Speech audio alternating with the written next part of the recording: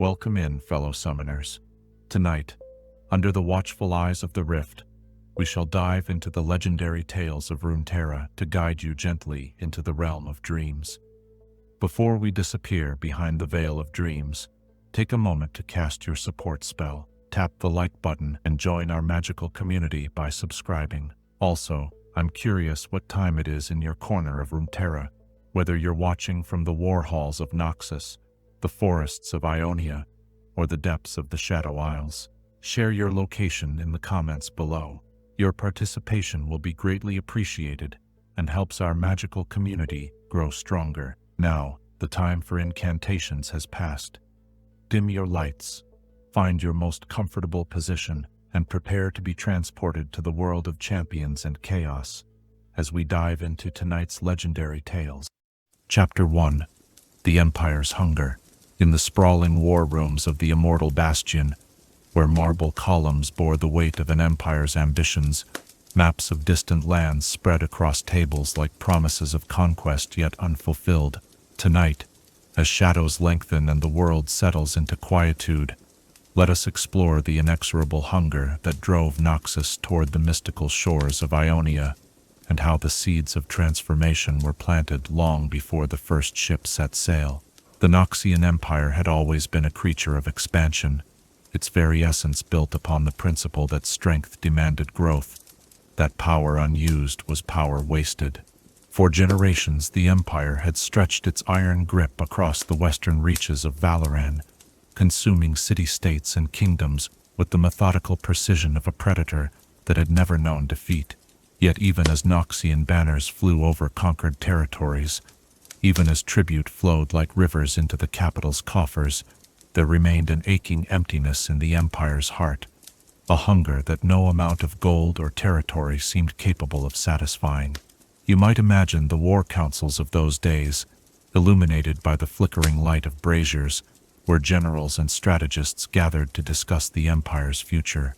The air would be thick with ambition, and the metallic scent of polished armor, as weathered commanders traced their fingers across maps, identifying new targets for Noxian expansion. But it was not merely land they sought, nor simply the accumulation of wealth and subjects. The Empire craved something far more elusive, something that had begun to gnaw at the very foundations of Noxian identity. The Western conquests had grown predictable, almost mundane in their execution. City after city fell to Noxian might with depressing regularity, their resistance crumbling before the Empire's superior tactics and overwhelming force. Victory had become routine, and in that routine, Noxus had discovered an uncomfortable truth, that conquest without challenge bred not satisfaction, but a peculiar form of spiritual starvation. The Empire's greatest strength, its ability to bend others to its will through sheer force, had become a weakness, leaving its people yearning for something that their traditional methods could not provide. It was during this period of introspection and restless energy that reports began filtering back from the eastern seas, carried by merchants and explorers who spoke in hushed, reverent tones of a land unlike any other. They called it Aeonia, and the very name seemed to carry magic on its syllables. These travelers described floating temples that defied the laws of nature, forests where the trees themselves seemed possessed of ancient wisdom, and people who wielded power, not through steel or strategy, but through harmony with forces that Noxian scholars could barely comprehend. The descriptions were intoxicating to a culture built upon the conquest of the material world. Here was a civilization that had apparently transcended the limitations that bound other nations, a people who had discovered secrets that could revolutionize the very nature of power itself. The magical resources of Ionia were said to be beyond imagination, crystallized spirits that could power entire cities, herbs that could heal wounds thought mortal, and artifacts that seemed to bridge the gap between the physical and spiritual realms. But it was not merely the promise of magical resources that captured Noxian imagination. The reports spoke of a people so fundamentally different from any the Empire had encountered that they represented something almost alien. Where Noxus valued strength and hierarchy, Ionia seemed to prize balance and harmony. Where the Empire built its power through conquest and domination, The Ionians appeared to have achieved their greatness through some form of cosmic alignment that Noxian minds found both fascinating and incomprehensible. The contrast was stark enough to challenge the very foundations of Noxian belief. For centuries, the Empire had operated under the assumption that their way, the way of strength, hierarchy, and relentless expansion, was not merely one path among many, but the natural order of existence itself. The idea that a civilization could achieve greatness through entirely different means was both thrilling and deeply unsettling to the Noxian consciousness. In the highest circles of imperial power, debates raged with an intensity that had not been seen since the Empire's founding. Conservative voices argued for caution, warning that Ionia's distance and apparent magical defenses made it an impractical target for conventional conquest. They pointed to the Empire's existing territories, arguing that consolidation and internal development should take precedence over risky foreign adventures. These voices of restraint painted pictures of the disasters that could befall Noxian forces in an alien land, fighting enemies whose capabilities they could not properly assess or counter. Yet for every voice of caution, there were two that burned with the fire of possibility. Younger generals, hungry for glory and tired of garrison duties in pacified territories, saw in Ionia the opportunity to prove themselves against a truly worthy opponent. Scholars and mages, long frustrated by the limitations of traditional Noxian approaches to magic, dreamed of the knowledge they might gain from studying Ionian techniques. Merchants envisioned the wealth that could flow from controlling trade routes to such a mystical land, while political leaders saw the prestige that would come from being the generation that finally expanded Noxian influence beyond the continent of Valoran itself. The emperor of that era, whose name has been lost to the careful editing of imperial histories, found himself caught between these competing visions of Noxus's future. He was a practical ruler, one who understood that the Empire's strength lay not in grand gestures, but in methodical, calculated expansion. Yet he was also a Noxian, raised on stories of conquest and glory, and the reports from Ionia stirred something deep within his imperial soul. The idea that there existed a civilization that might be beyond Noxian reach was almost unbearable to contemplate. The decision, when it finally came, was not the result of a single moment of revelation, but rather the slow accumulation of pressure from 100 different sources. Economic advisors spoke of the need for new markets and resources. Military leaders argued that the Empire's forces were growing soft from lack of meaningful conflict. Diplomatic envoys reported that other nations were beginning to see Noxus as a static power, content with its current holdings rather than the dynamic force that had once terrified the known world. But perhaps most compelling of all were the philosophical arguments advanced by the Empire's most learned thinkers. They suggested that Noxus had reached a critical juncture in its development, a point where it must either evolve or begin to decline. The traditional methods of expansion had reached their natural limits within Valoran, they argued, and the Empire's continued growth required engagement with fundamentally different forms of civilization.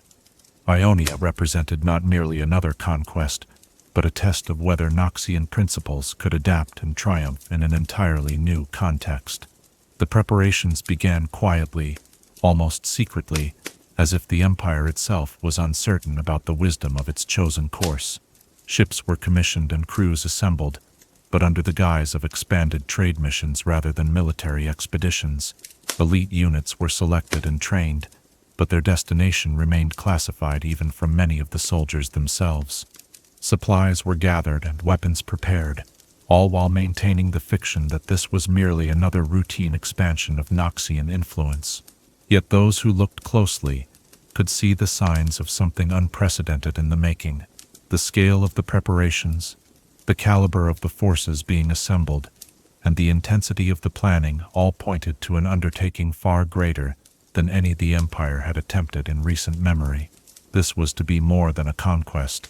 It was to be a transformation, both for Noxus and for whatever civilization awaited them across the eastern seas.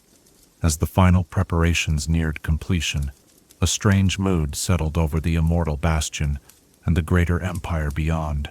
There was excitement, certainly, and anticipation of the glory that successful conquest would bring, but there was also an undercurrent of unease, a recognition that this venture would irrevocably change not only the target of Noxian ambition, but Noxus itself.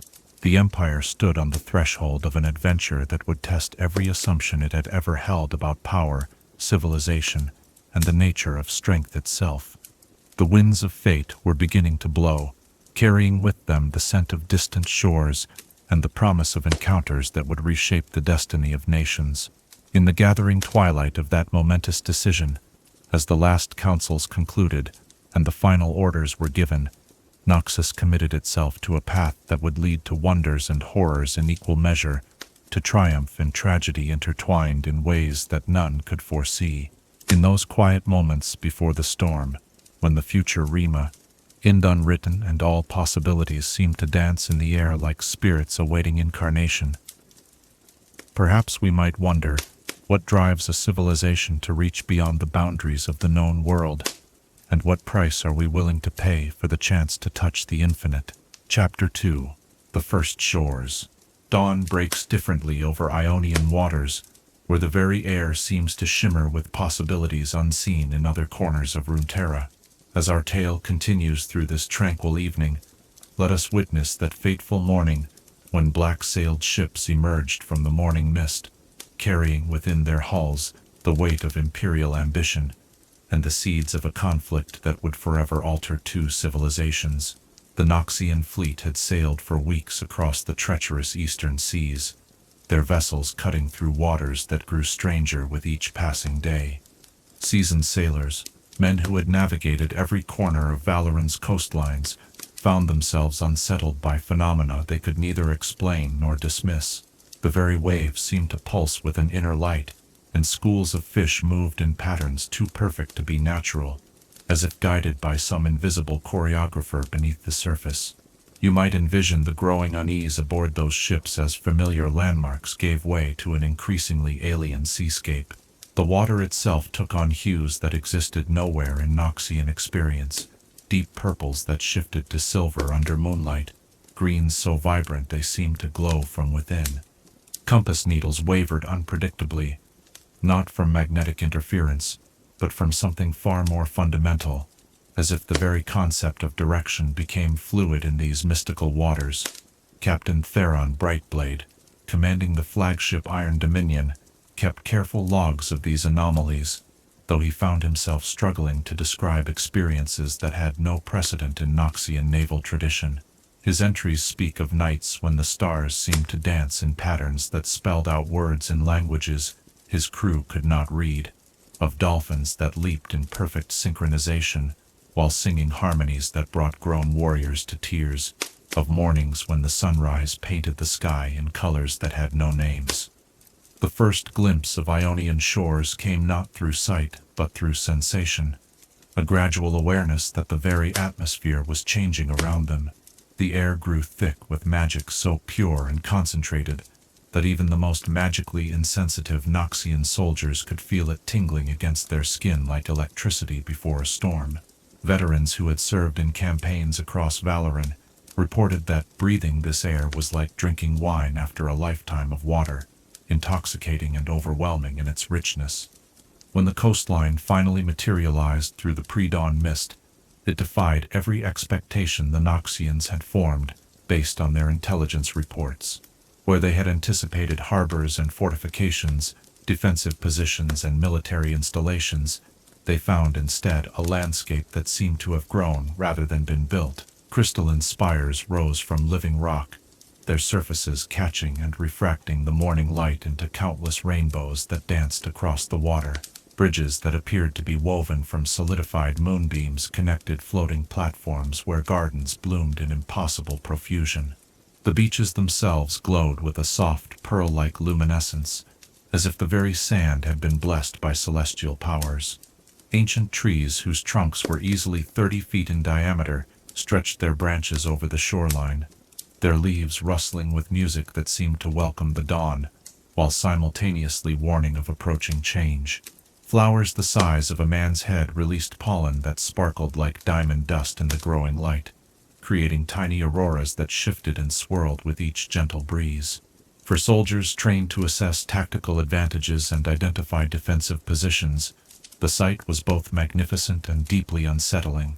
There were no visible fortifications, no watchtowers or guard posts, no signs of the military preparations that any rational civilization would surely have in place to defend against invasion.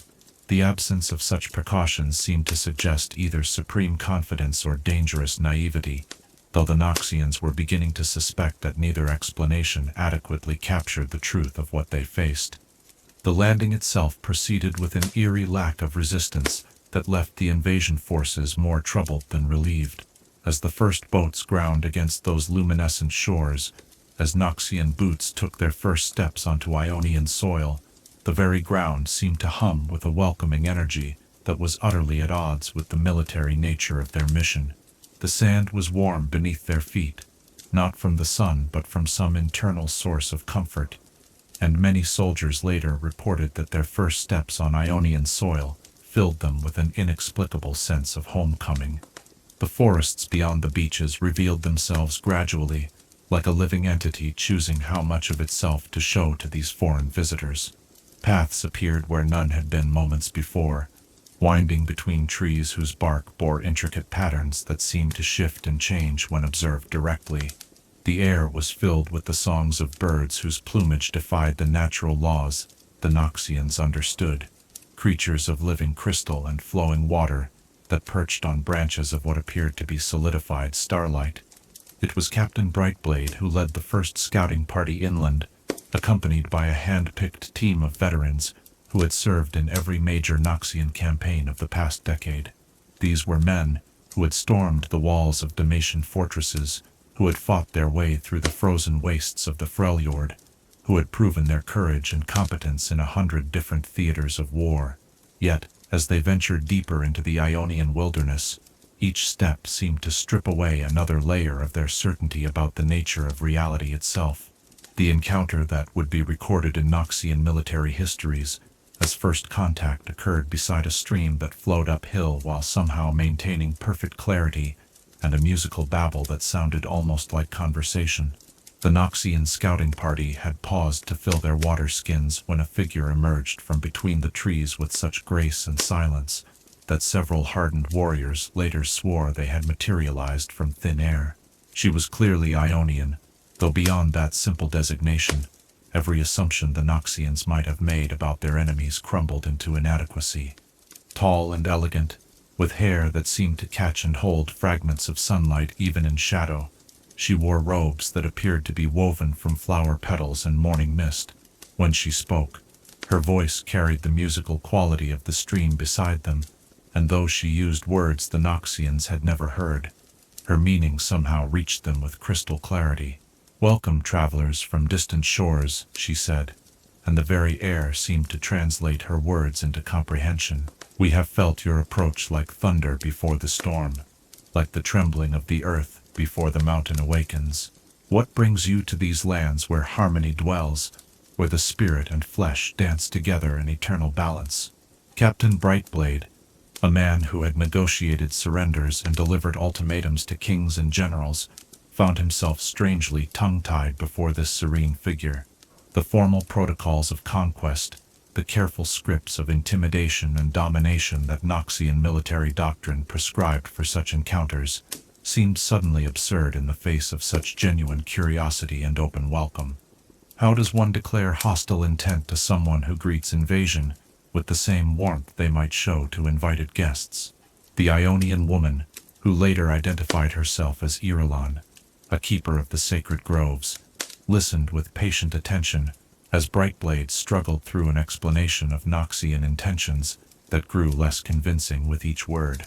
She nodded thoughtfully when he spoke of the Empire's need for expansion, showed no fear when he mentioned their military strength, and displayed only gentle sadness when he finally, somewhat desperately, delivered the formal demand for surrender that was standard protocol for the beginning of any Noxian conquest. "I understand," she replied when he had finished, and her tone carried neither anger nor submission but something far more complex. a deep sorrow mixed with what could only be described as compassion.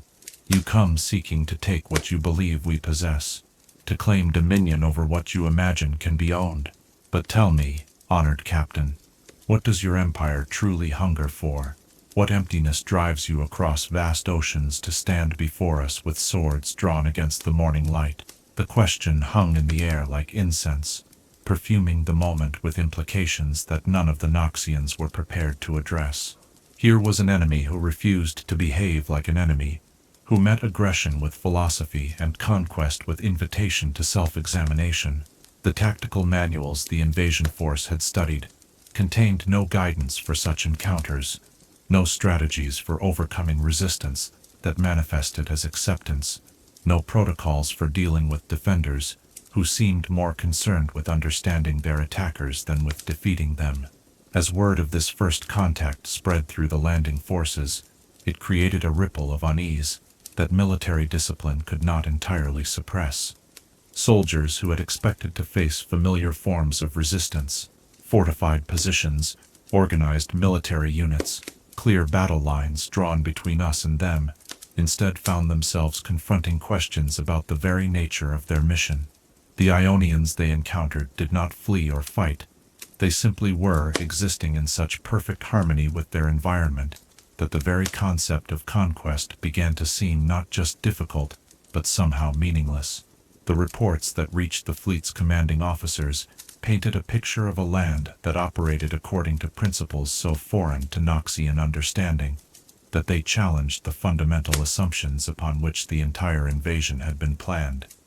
This was not a matter of superior technology or different military tactics.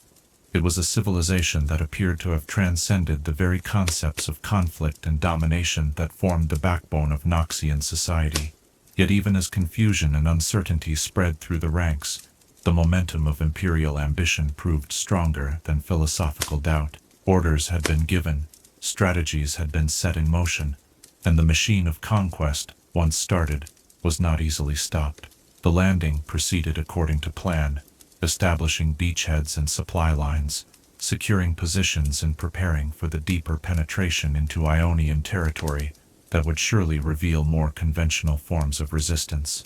In those first hours on Ionian soil, as Noxian boots trampled ground that had known only peace for countless generations, as foreign voices broke the ancient silence of sacred groves, as steel and iron were unloaded onto beaches that had welcomed only pilgrims and poets, the first tremors of transformation began to shake both civilizations. Neither would emerge from this encounter unchanged, though none who stood on those luminescent shores could yet imagine the magnitude of the changes to come. The invasion had begun not with the clash of arms or the roar of battle, but with questions that had no easy answers and encounters that defied every expectation.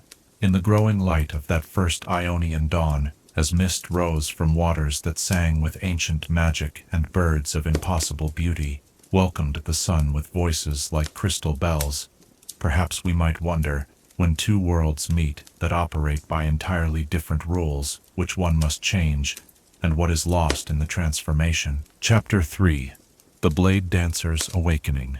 In the province of Navori, where cherry blossoms fall like snow even in summer, and the wind carries melodies older than memory, a young woman's laughter once echoed through gardens that knew nothing of war.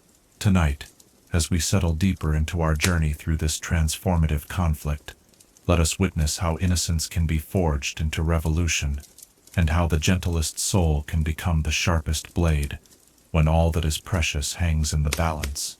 Her name was Irelia Zan, though in those days before the war, she was known simply as the youngest daughter of the Zan family, keepers of the ancient blade techniques that have been passed down through generations like precious heirlooms.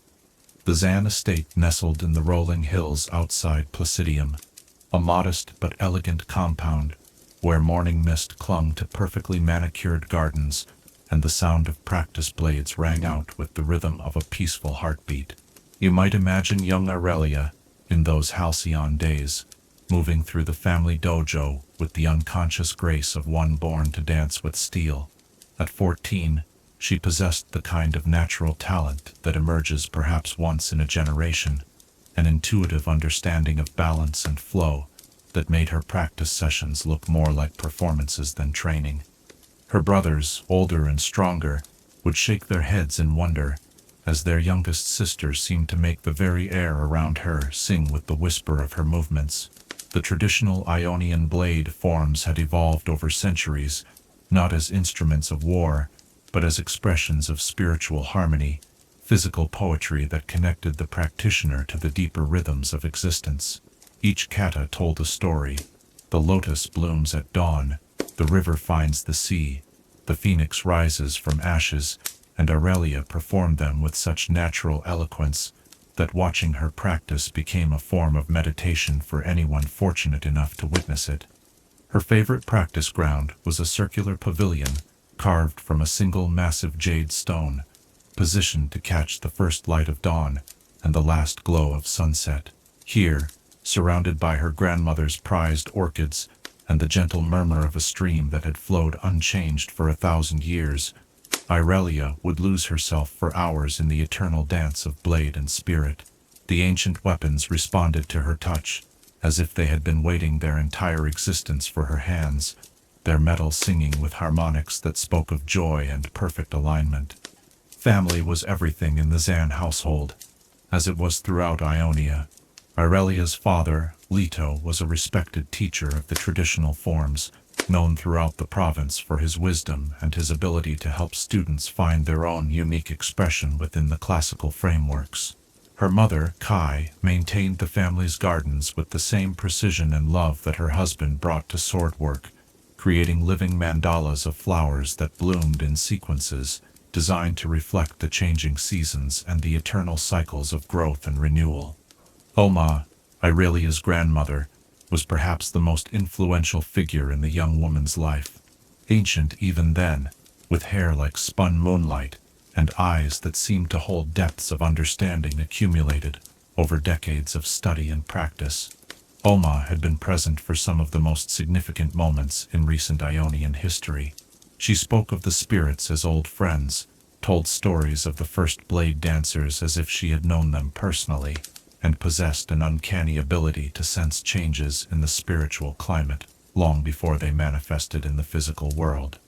It was Oma who first noticed the disturbance in the traditional patterns, the subtle wrongness that began to pervade the natural world in the months leading up to the Noxian invasion. The flowers in her garden bloomed out of sequence, the birds sang melodies touched with melancholy, and the very air seemed to thicken with an approaching storm that no ordinary senses could detect. When she shared these observations with her family, her tone carried a gravity that made even the youngest grandchild pay attention. "The land grieves for something that has not yet come to pass," Oma would say, standing in her garden at twilight with her weathered hands pressed against the bark of the ancient cherry tree that dominated the courtyard. The spirits whisper of iron ships and foreign footsteps, of a darkness that approaches from across the water, like a tide that will change everything in its path. Aurelia, like most of her generation, struggled to understand such warnings. Her world was one of beauty and harmony, of traditions so ancient and stable that they seemed as permanent as the mountains themselves. The idea that this peace could be threatened by forces from beyond Ionia's borders seemed as unlikely as the sun choosing not to rise. War was something that happened in distant lands, among peoples who had not yet learned the secrets of balance and spiritual alignment that made Ionian civilization so enduring. The first concrete news of the Noxian landing reached Placidium through the network of spirit-touched messengers that connected Ionia's scattered communities. Even then, the information seemed almost abstract, like reports of weather patterns in distant regions that might be interesting but held little relevance to daily life. Foreign ships had been sighted, foreign soldiers had made landfall, but the expectation was that these strangers would eventually see the wisdom of Ionian ways and find their place within the greater harmony that governed all things. Aurelia's father received the news with the calm consideration he brought to all matters of significance. He consulted with other masters of the martial traditions. They performed the rituals of seeking that would help them understand the spiritual implications of these developments, and they waited for further information that would clarify the situation. The possibility that these foreigners might represent a genuine threat to Ionian civilization was discussed, but only in the abstract way that one might consider what to do in the event of an earthquake or tsunami, disasters so unlikely that planning for them seemed almost frivolous. The Zan family's first direct encounter with the reality of invasion came not through dramatic battle or sudden attack, but through the gradual appearance of refugees in the markets and tea-houses of Placidium.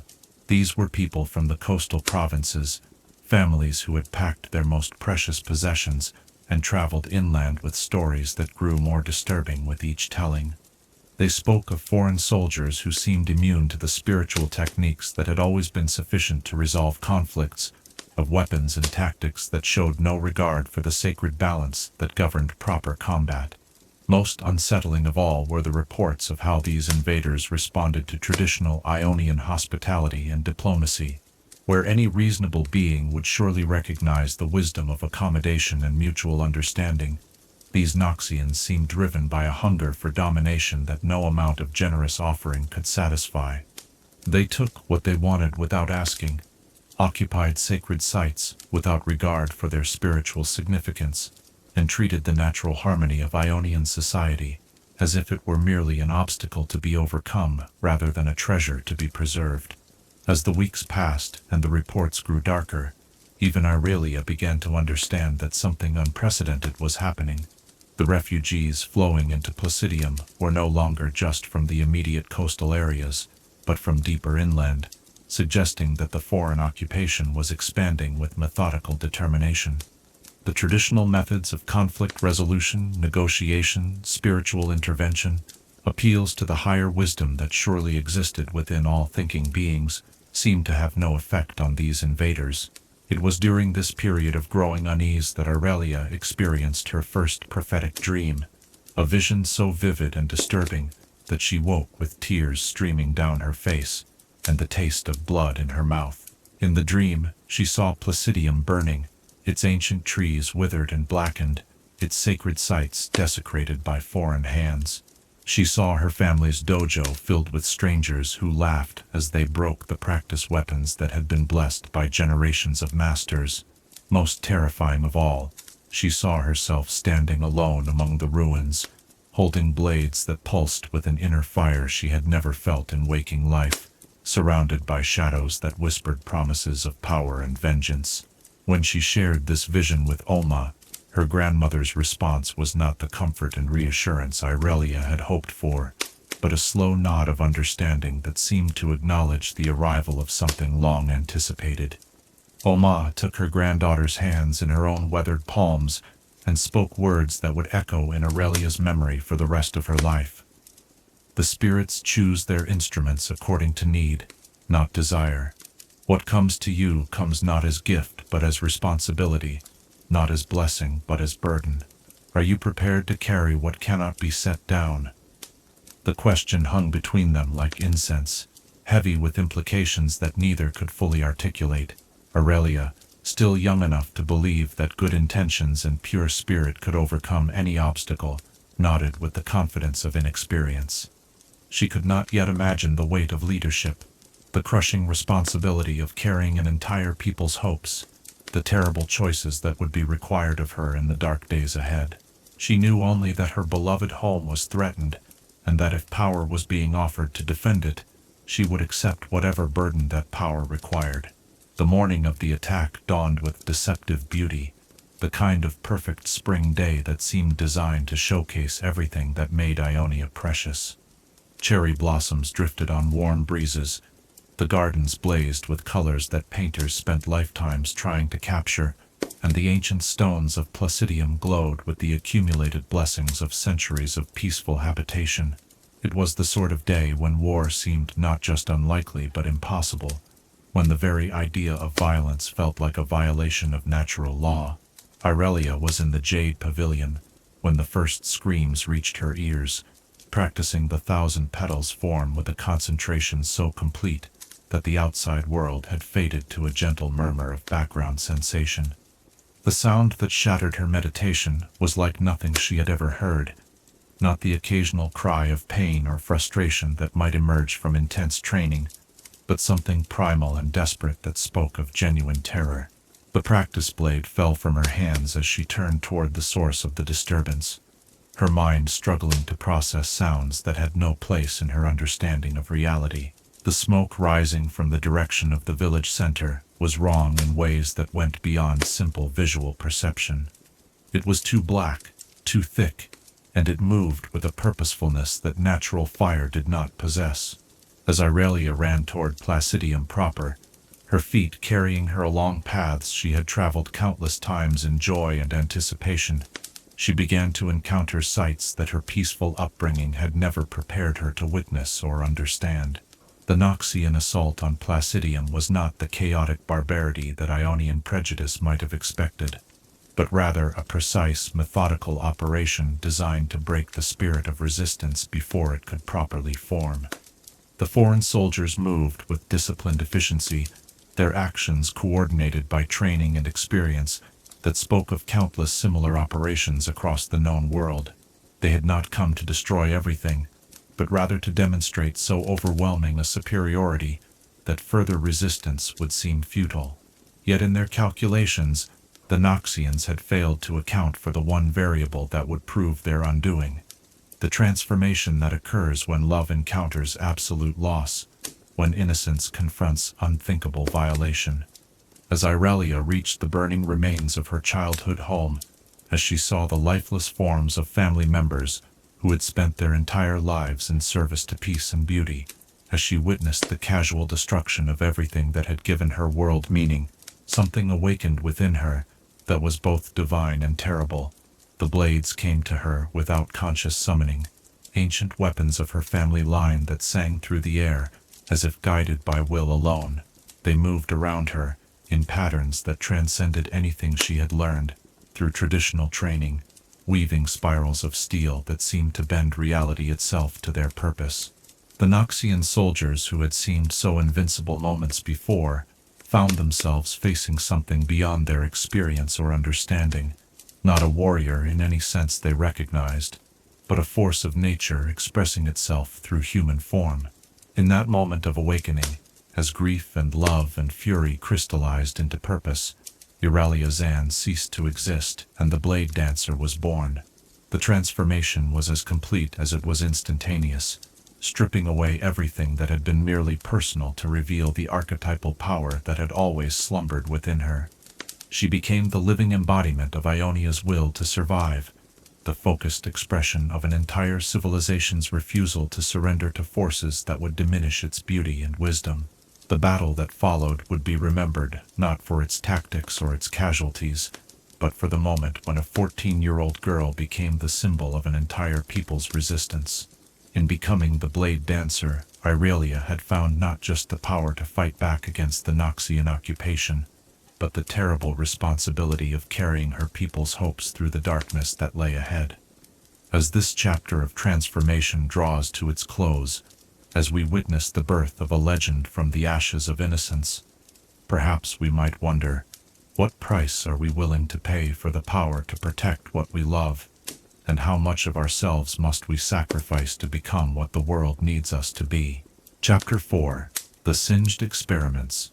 In the depths of makeshift laboratories where green vapors writhe like tortured spirits, and the air itself becomes a weapon, science, stripped of conscience, pursued knowledge that no civilized mind should seek.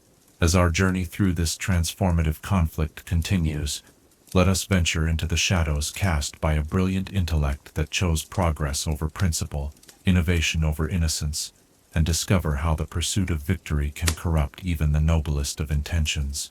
Singed had arrived with the second wave of Noxian forces, his presence initially unnoticed among the ranks of specialists and support personnel that followed in the wake of the primary invasion fleet.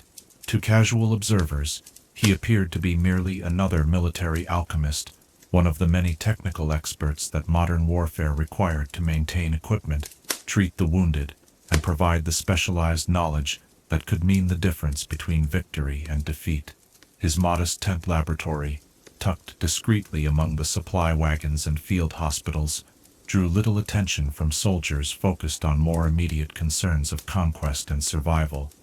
You might picture this unassuming figure moving through the Noxian encampments with the quiet efficiency of a dedicated scholar, his hunched form carrying bottles and instruments with the careful precision of someone accustomed to working with dangerous materials. His face, already beginning to show the effects of prolonged exposure to his own chemical creations, bore the permanent squint of someone who spent long hours peering into microscopes and measuring precise quantities of volatile substances.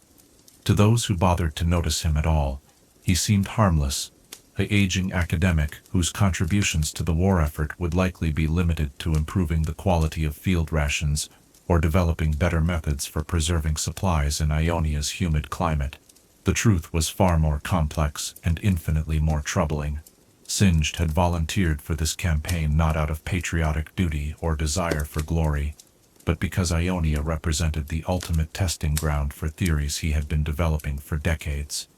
The reports of Ionian magical abilities, their unique physiology shaped by centuries of exposure to spiritual energies, and their seemingly supernatural resistance to conventional weapons had fired his imagination in ways that no laboratory experiment ever could.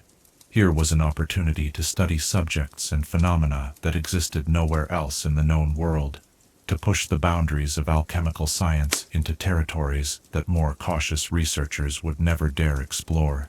The first Ioni and prisoners brought to the Noxian camps were treated according to standard military protocols, interrogated for tactical information, assessed for potential value as hostages or sources of intelligence, and otherwise housed in conditions that, while far from comfortable, adhered to the basic conventions of civilized warfare. It was during these initial encounters that Singed first observed the peculiar properties that would soon consume his scientific curiosity and drive him to abandon every ethical constraint he had ever acknowledged.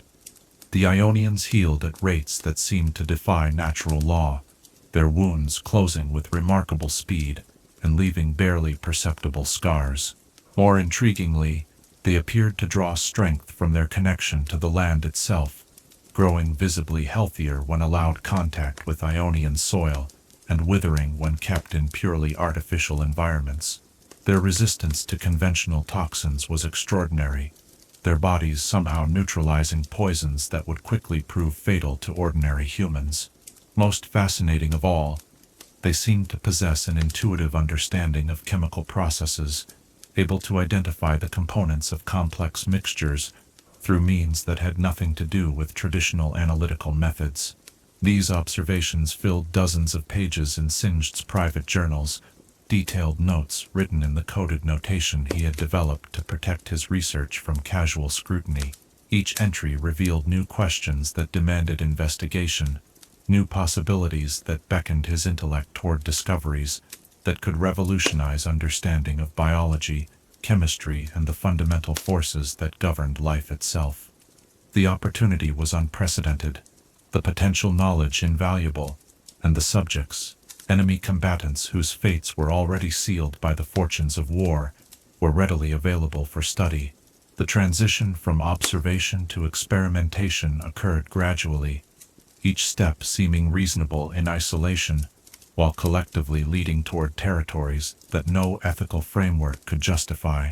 Initial tests were disguised as medical treatment, attempts to understand Ionian physiology through procedures that might legitimately be described as healing rather than investigation. Singed told himself that he was simply trying to help these prisoners recover from their injuries more quickly, that his interest in their remarkable regenerative abilities was motivated by humanitarian concern rather than scientific curiosity. The rationalizations became more elaborate as the experiments became more invasive. When Singed began testing the limits of Ionian poison resistance by exposing subjects to increasingly concentrated toxins, he justified the research as developing more effective weapons for future conflicts. When he started experimenting with compounds designed to disrupt the spiritual connections that seemed to sustain Ionian vitality, he argued that understanding these mechanisms was essential for developing countermeasures against enemy magical abilities. Each transgression was framed as a necessary step toward victory, each violation of human dignity disguised as military necessity. The first breakthrough came when Singed isolated the chemical signature of what he termed spiritual resonance, the unique biological markers that distinguished Ionians from ordinary humans, and seemed to facilitate their connection to the magical forces that permeated their homeland. The discovery was intoxicating in its implications, suggesting that these properties might be artificially induced or suppressed through precise chemical intervention. If Noxian soldiers could be enhanced with similar capabilities, if Ionian advantages could be neutralized through targeted compounds, the balance of the entire war might shift in ways that no conventional military strategy could achieve. The development of what would later be known as chemical warfare began as an extension of these initial discoveries. Singed theorized that if Ionians drew strength from their spiritual connections, then severing those connections would leave them vulnerable in ways that physical weapons never could. He began formulating compounds designed not to kill quickly, but to systematically strip away the metaphysical foundations that gave Ionian resistance its supernatural effectiveness. The resulting toxins were insidious in their operation, appearing to cause only mild discomfort, while gradually dissolving the victim's ability to access the magical energies that made them formidable opponents. Field testing of these chemical weapons required subjects, and the prisoner compounds provided a ready supply of volunteers who had no choice in their participation. Singed convinced himself that he was actually being merciful, that exposure to his experimental compounds was preferable to the prolonged imprisonment or execution that would otherwise await enemy captives. He developed elaborate theoretical frameworks to justify the suffering he witnessed, arguing that individual sacrifice in service of greater knowledge was not only acceptable but morally imperative when the survival of entire civilizations hung in the balance. The results exceeded even Singed's optimistic projections. Ionians exposed to his chemical agents experienced a systematic degradation of their supernatural abilities, their remarkable healing slowing to normal human rates, their intuitive understanding of natural processes fading to ordinary perception, their resistance to conventional toxins disappearing entirely. More disturbing still, the psychological effects seemed to cut even deeper than the physical ones. Subjects reported feeling disconnected from everything that had previously given their lives meaning, as if the very foundations of their identity were dissolving along with their magical capabilities. These psychological effects fascinated Singed almost as much as the physical ones. He theorized that Ionian consciousness was fundamentally different from ordinary human awareness, shaped by constant interaction with spiritual energies in ways that made their entire experience of reality dependent upon metaphysical connections that his compounds could sever. By disrupting these connections, he was not merely disabling enemy combatants, but essentially rewriting their fundamental experience of existence, transforming them into beings whose inner lives bore no resemblance to what they had been before exposure. The weapons derived from this research proved devastatingly effective when deployed against Ionian defenders. Entire communities that had resisted Noxian occupation through supernatural means found themselves suddenly vulnerable to conventional military tactics. Mystical barriers dissolved, spiritual guardians lost their power, and defenders who had seemed invincible became merely human in the space of a few breaths. The chemical weapons did not kill quickly or obviously, but they accomplished something perhaps more profound.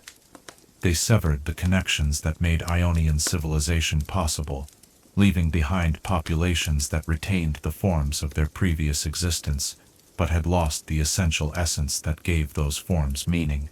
Yet even as his innovations proved their military value, Singed found himself confronting questions that his scientific training had not prepared him to address. The subjects of his experiments, stripped of their supernatural abilities and reduced to purely human consciousness, often pleaded for death rather than continued existence in their transformed state. They spoke of emptiness that went beyond physical pain, of a loss so fundamental that it made continued life seem meaningless.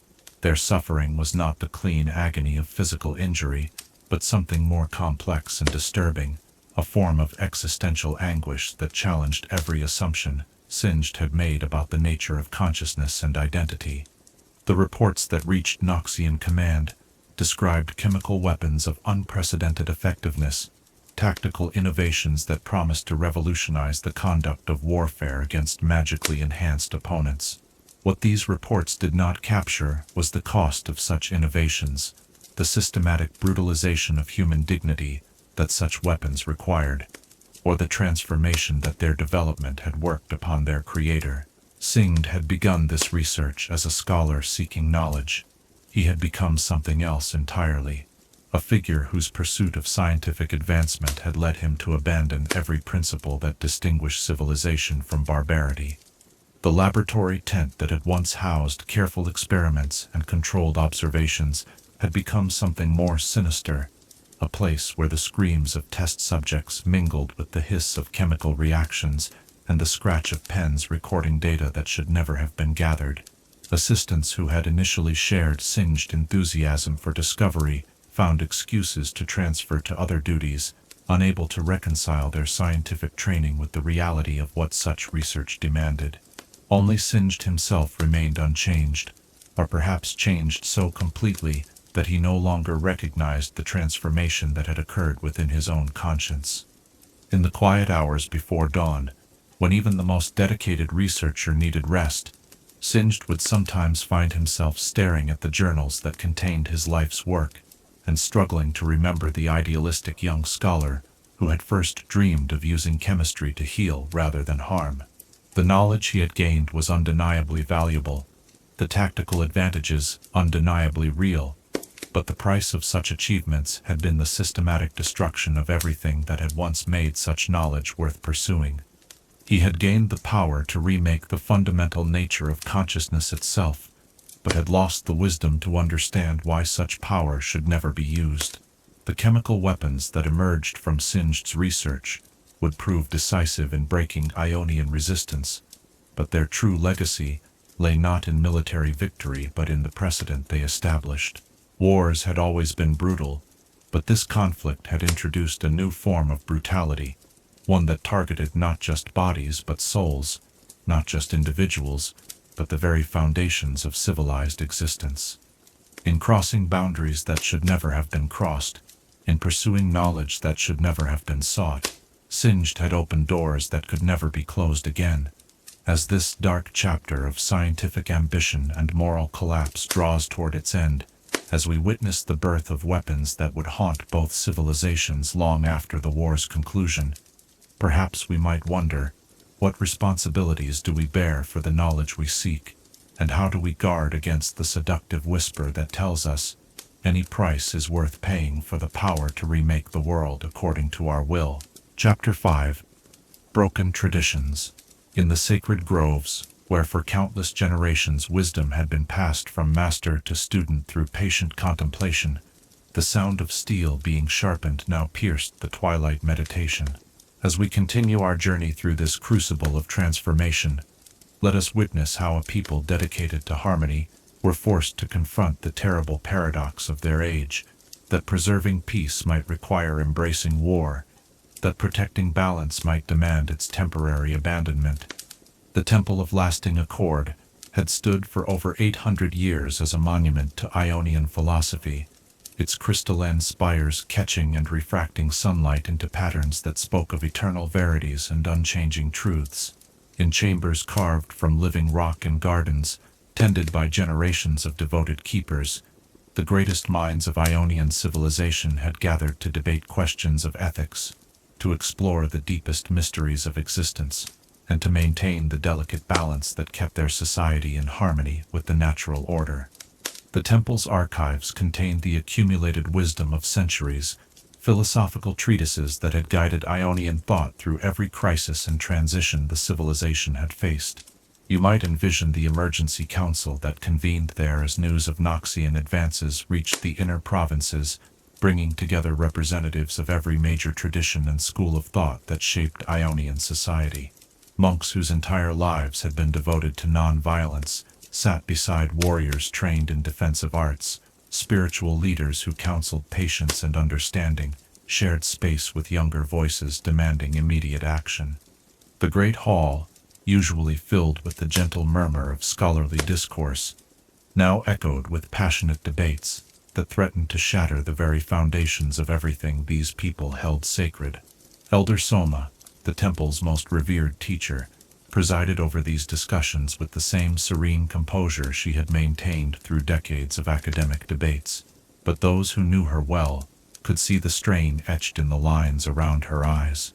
For 60 years, she had taught that every problem could be resolved through patience, understanding, and the application of proper spiritual principles.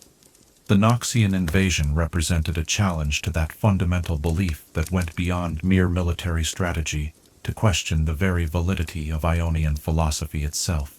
The reports streaming in from the occupied territories painted a picture that traditional Ionian wisdom seemed powerless to address. Villages that had tried to welcome the invaders with traditional hospitality found themselves stripped of resources and subjected to foreign laws that showed no regard for local customs or spiritual practices.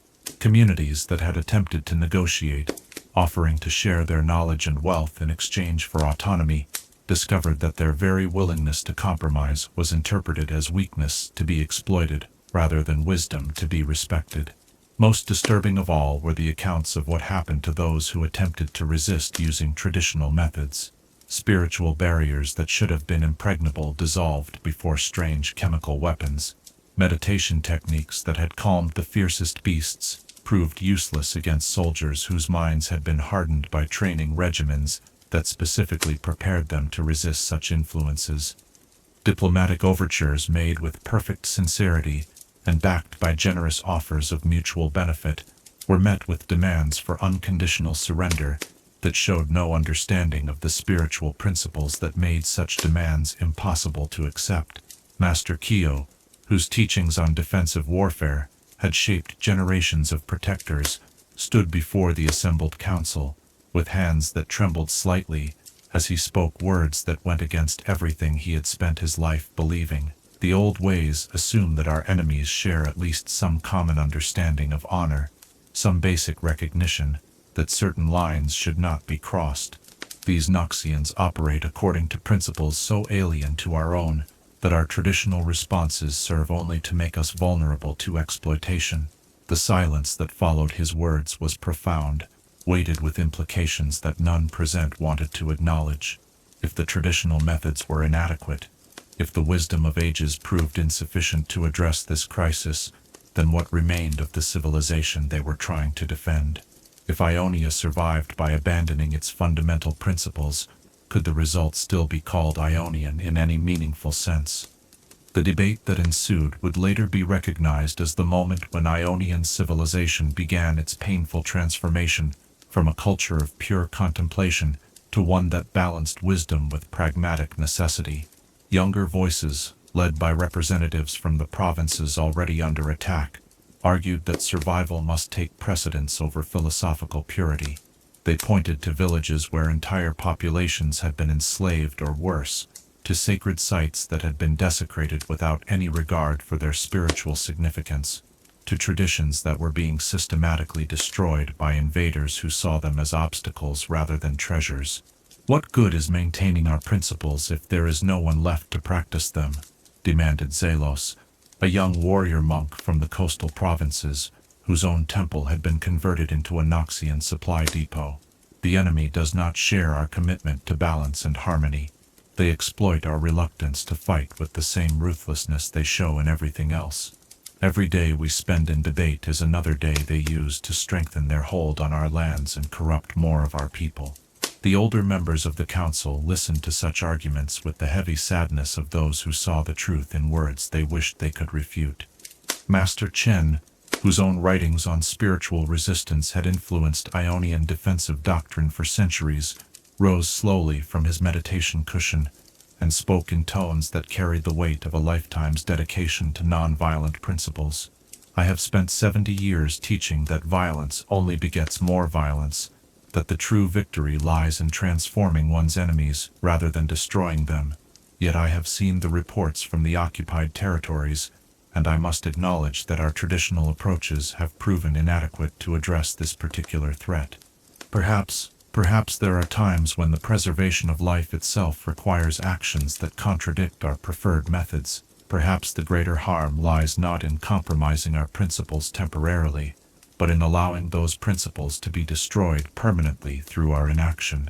The words fell like stones into still water, creating ripples that would spread far beyond the temple walls and reshape Ionian society in ways that none could fully foresee. If Master Chen, the most respected voice of non-violent philosophy in all of Ionia, could acknowledge the need for more aggressive resistance, then the philosophical foundations that had guided their civilization for centuries were indeed shifting beneath their feet. The practical implications of this philosophical transformation began to manifest almost immediately. Temples that had served for generations as centers of learning and meditation were quietly converted into training grounds where traditional martial arts were adapted for actual combat rather than spiritual development. Libraries filled with philosophical treatises were supplemented with tactical manuals hastily translated from captured Noxian documents. Gardens designed for contemplation were replanted with herbs and plants that could be processed into weapons rather than medicine.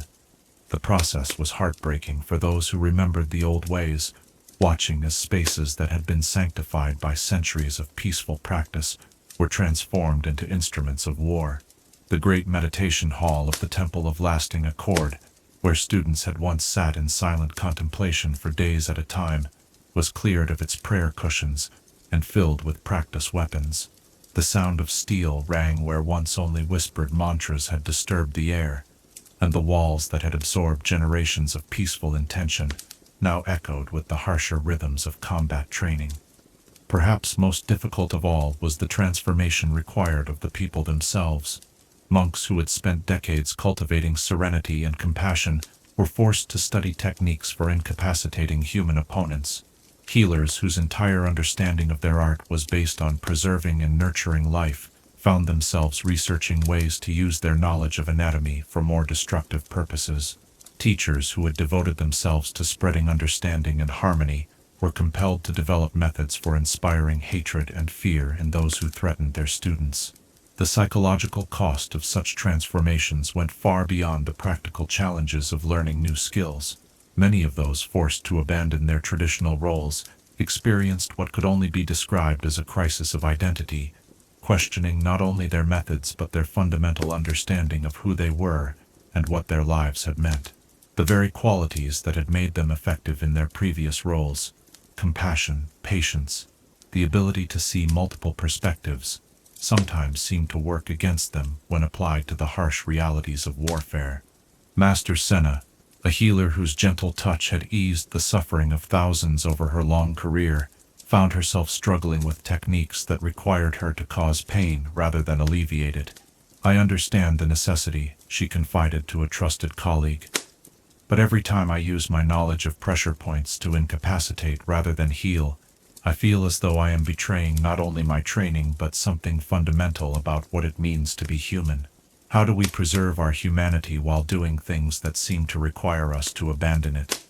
The question haunted everyone involved in this transformation, from the highest masters to the youngest students. They were being asked to become something they had never wanted to be, to develop skills they had hoped never to need, to embrace attitudes that contradicted everything they had been taught about the proper way to live. Yet the alternative, allowing their civilization to be destroyed or fundamentally altered by foreign invaders, seemed even more unthinkable than the compromises they were being forced to make. The irony was not lost on the more philosophically minded among them. In order to preserve a way of life based on balance and harmony, they were being forced to embrace methods that created imbalance and conflict. To protect a culture that valued understanding and compassion, they had to develop the capacity for strategic deception and calculated ruthlessness. The very act of defending their principles required them to violate those principles in ways that might prove impossible to undo even after the immediate threat had passed. Yet perhaps the most tragic aspect of this transformation was how quickly many Ionians adapted to it. Young people who had grown up expecting to spend their lives in contemplation and service threw themselves into military training with an enthusiasm that both impressed and horrified their elders. The natural talents that had previously been channeled into artistic and spiritual pursuits proved remarkably applicable to the arts of war, suggesting that the capacity for violence had always been present within Ionian society, merely suppressed rather than eliminated by their peaceful traditions. The success of these adaptations raised uncomfortable questions about the nature of Ionian civilization itself. If their people could so readily embrace methods they had always claimed to reject, if their spiritual practices could be so easily adapted for destructive purposes, then perhaps their commitment to peace had been less fundamental than they had believed. Perhaps the harmony they had achieved was not the result of transcending humanity's violent impulses, but merely of creating conditions where those impulses had no outlet for expression. The temples and training grounds that emerged from this transformation bore little resemblance to the centers of learning they had replaced, but they served their purpose with devastating effectiveness. Ionians who had been helpless before Noxian military might begin to develop the skills and attitudes necessary for effective resistance.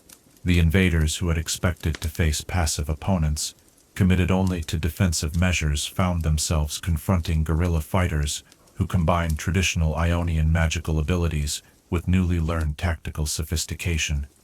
The cost of this transformation could not be measured simply in terms of lives lost or resources expended, but in the fundamental alteration of what it meant to be Ionian. A people who had defined themselves in opposition to violence and conflict had been forced to embrace both in order to survive.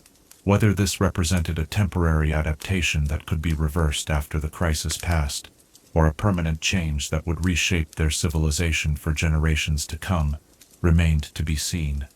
As this chapter of philosophical upheaval and cultural transformation draws toward its close, as we witness a peaceful people's painful adaptation to the harsh demands of survival, perhaps we might wonder, how much of ourselves can we change before we become something entirely different? And is there any principle so fundamental that it should never be abandoned, regardless of the consequences? Chapter 6. The Order of Shadows Rise.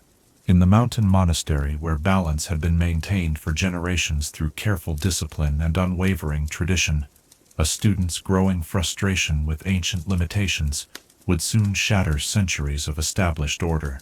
As we delve deeper into this tale of transformation and conflict, let us witness how the pressure of war can forge new paths from the ruins of old certainties, and how the most dedicated disciples sometimes become the most dangerous apostates. The Kinku Order had stood as guardians of cosmic balance for over a millennium, their mountain sanctuary serving as both temple and training ground for those called to maintain the delicate equilibrium between the physical and spiritual realms. Here, among terraced gardens that followed the natural contours of the mountainside, and meditation halls carved directly into living rock, generations of warriors had learned to channel their abilities in service of a harmony that transcended individual desire or national loyalty. The Order's teachings emphasized patience, restraint, and the understanding that true strength came not from the power to act, but from the wisdom to know when action was necessary and when it was not. You might envision young Zed during those crucial months before his transformation, moving through the familiar routines of training and meditation, with a growing sense of urgency that his teachers seemed unable or unwilling to share. He had always been among the most dedicated students, his natural talent matched by an almost obsessive commitment to perfecting every technique, understanding every principle, mastering every aspect of the Kinko way. Yet as reports of Noxian atrocities filtered up from the lowlands, as refugees arrived with stories of villages burned and families destroyed, that very dedication began to turn into a source of torment rather than satisfaction. Master Kusho, the Eye of Twilight and Zed's primary instructor, embodied everything that the Kinku Order represented at its finest. His wisdom was legendary, his skill in combat unmatched, and his commitment to the principles of balance absolute and unwavering.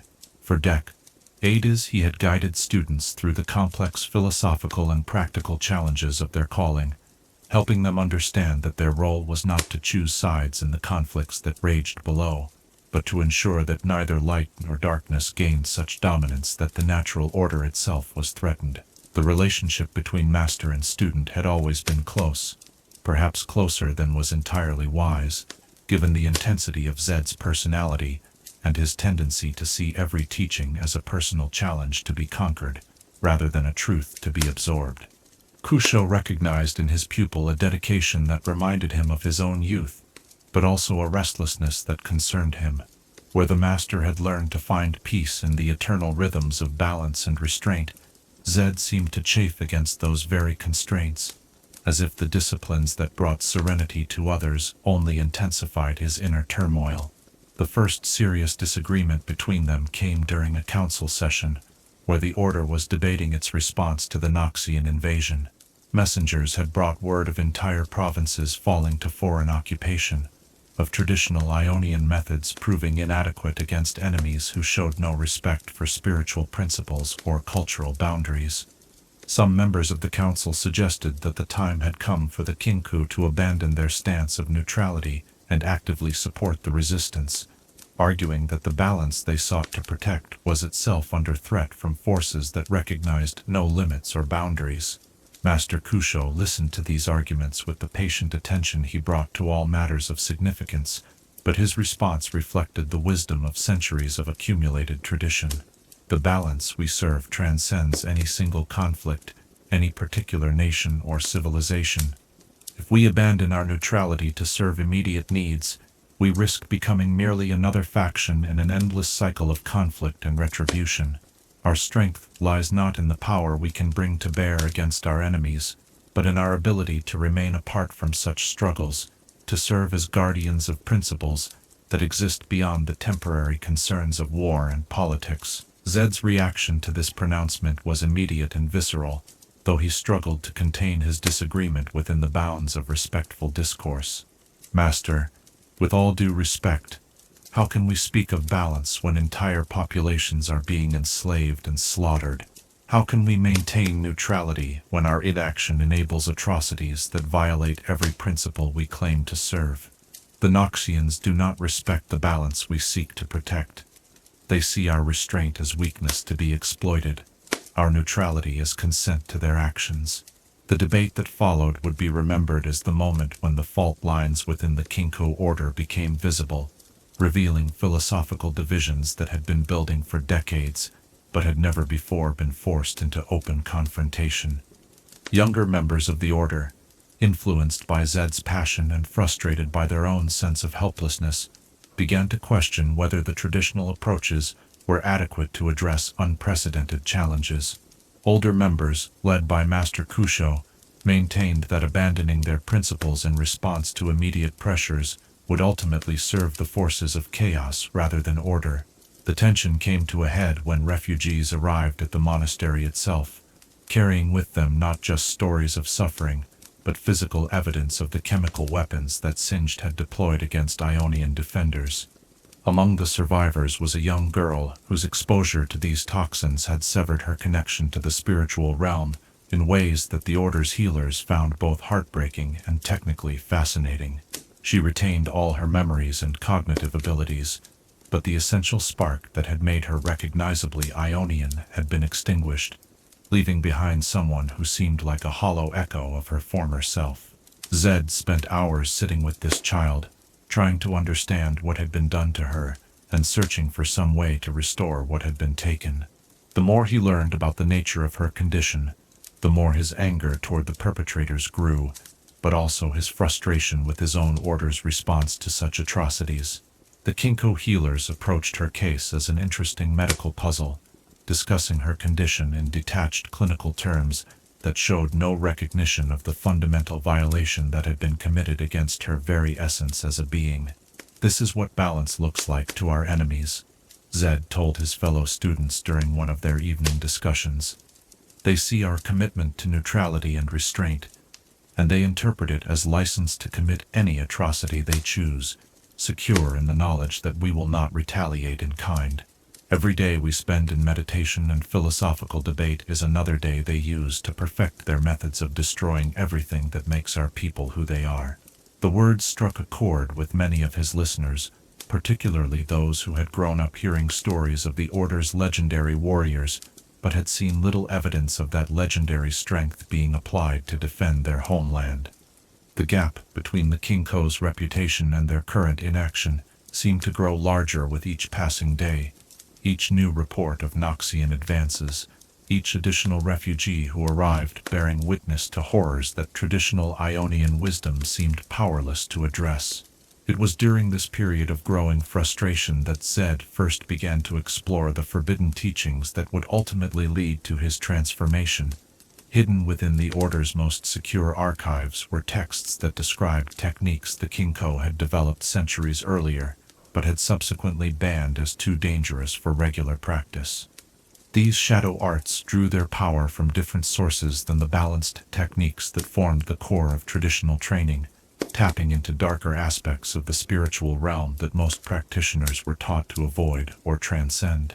The forbidden techniques appealed to Zed not because of their association with darkness or evil, but because they offered power without the restraints that seemed to cripple every other approach to the current crisis. Where traditional methods required careful consideration of consequences and balance of opposing forces, the shadow arts could be employed swiftly and decisively against clearly identified enemies. Where conventional Kinku training emphasized patience and gradual development, these techniques promised immediate results for those willing to pay their price. Master Kusho discovered his students' unauthorized research during a routine inspection of the archives, and the confrontation that followed marked the final break between the two men who had once been closer than father and son. The Master's disappointment was profound, not just because of Zed's violation of explicit prohibitions, but because it represented a fundamental rejection of everything the Order stood for. The student's response was equally passionate, but from the opposite perspective, he saw the Master's adherence to outdated restrictions as a betrayal of their duty to protect the innocent. You speak of balance, Master, but what balance is there in allowing evil to triumph while good stands aside in the name of neutrality? Zed's voice carried a pain that went beyond simple disagreement, reflecting the anguish of someone whose entire worldview was being forced to evolve in directions he had never anticipated. The techniques you forbid could save lives, could turn the tide of this war, could prevent the destruction of everything we claim to serve. What principle is so sacred that it justifies watching our people suffer when we have the power to help them? Kusho's response reflected the weight of centuries of tradition and the hard-won wisdom of countless previous masters who had grappled with similar temptations. The shadow arts offer power, yes, but they exact a price that goes far beyond their immediate effects. They change the practitioner in ways that cannot be undone, drawing them toward methods and attitudes that ultimately serve chaos rather than order. The strength they provide comes at the cost of the very humanity we seek to protect. The debate that followed was less a discussion than a mutual recognition that their philosophical differences had become irreconcilable. Zed saw the Order's restrictions as arbitrary limitations that prevented them from fulfilling their true purpose, while Kusho recognized in his students' arguments the first steps down a path that had led previous practitioners toward tragedy and corruption. Neither could convince the other, and both understood that the gulf between their positions was too wide to be bridged through further discussion. The transformation came suddenly, though it had been building for months beneath the surface of careful restraint and formal courtesy. During a night when Noxian forces launched a particularly devastating attack on a nearby village, Zed made the decision that would define the rest of his existence. While his fellow students slept and his masters meditated, he descended into the deepest levels of the archive and retrieved the most powerful of the forbidden texts, the ones that describe techniques so dangerous that previous generations had considered destroying them entirely. The shadow box that contained these ultimate secrets had been sealed with wards designed to prevent exactly the kind of unauthorized access Zed was attempting. But his years of training and his intimate knowledge of the Order's methods allowed him to circumvent protections that would have stopped almost any other intruder. When he finally opened the container and began to study its contents, he felt a change beginning within him that went far beyond the acquisition of new knowledge or techniques. The shadow arts did not simply provide alternative methods for achieving traditional goals. They fundamentally altered the practitioner's relationship with power itself, shifting their understanding of strength from something to be carefully balanced and judiciously applied to something to be embraced and wielded without restraint. The transformation was not gradual, but instantaneous, as if a switch had been thrown that could never be returned to its original position. When Master Kusho arrived to confront his wayward student, he found someone who was no longer recognizable as the young man he had trained and mentored for so many years. The shadow energies that now flowed through Zed's being had changed, not just his abilities, but his entire presence, surrounding him with an aura of power that was both seductive and terrifying. The confrontation that followed would be remembered as the moment when the Order of Shadow was born from the ashes of the old certainties. The battle between master and student was brief but decisive, demonstrating the terrible effectiveness of the techniques that had been forbidden for good reason. For all his wisdom and skill, found himself facing abilities that operated according to principles he had deliberately chosen never to master, fighting an opponent who had traded restraint for raw power and emerged from the exchange transformed beyond recognition. When the shadow cleared and Kusho lay defeated, Zed felt no triumph, only a hollow recognition that he had irrevocably crossed a line that could never be uncrossed. He had gained the power he sought, but at the cost of everything that had previously defined his identity and purpose. The order that had shaped him was now his enemy. The master who had guided him was now his victim, and the path ahead led into territories that promised further transformations he could not yet imagine.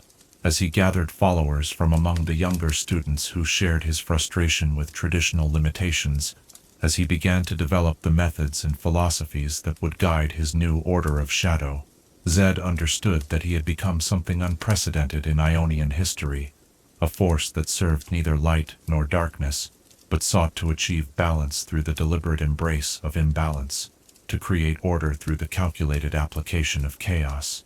In those first days of his transformation, as he felt the shadow energies reshaping his very essence and saw the fear in the eyes of those who had once called him friend, perhaps we might wonder, what price are we willing to pay for the power to protect what we love, and how do we guard against becoming the very thing we sought to defeat? Chapter 7. The Spirit Realm's Wound. In the spaces between heartbeats, where the material world touches something far more ancient and profound, a great tearing had begun that threatened to unravel the very fabric of existence itself. As our journey through this transformative conflict continues, let us venture into the realm of spirits and dreams, where the wounds of war cut deeper than flesh and bone, striking at the metaphysical foundations that had sustained Ionian civilization for millennia. The spirit realm had always existed as Ionia's shadow and mirror, a parallel dimension where the emotional and spiritual essence of all living things took on forms and substance that the purely material world could never contain. For generations beyond counting, this mystical plane had served as the source of Ionia's unique relationship with magic, the wellspring from which their people drew the spiritual energy that made their culture unlike any other in Runeterra. The connection between these two realms was so fundamental to Ionian existence that many of their people moved between them as naturally as breathing, accessing the spirit realm through meditation, dreams, and the countless sacred rituals that marked the rhythm of their lives. You might imagine this realm as it existed before the war, a place of impossible beauty, where forests of crystalline trees sang with voices that spoke directly to the soul, where rivers of liquid light flowed through landscapes, painted in colors that had no names in any earthly language. Here, the spirits of ancestors dwelt alongside embodiments of natural forces, creatures of pure emotion danced with manifestations of abstract concepts, and the dreams of sleeping mortals took on lives of their own. It was a realm where cause and effect followed different rules, where intention mattered more than action, and where the health of the land itself was reflected in the vibrancy and harmony of its spiritual manifestations. The first disturbances began subtly, barely perceptible changes in the usual patterns of spiritual energy that only the most sensitive practitioners initially noticed.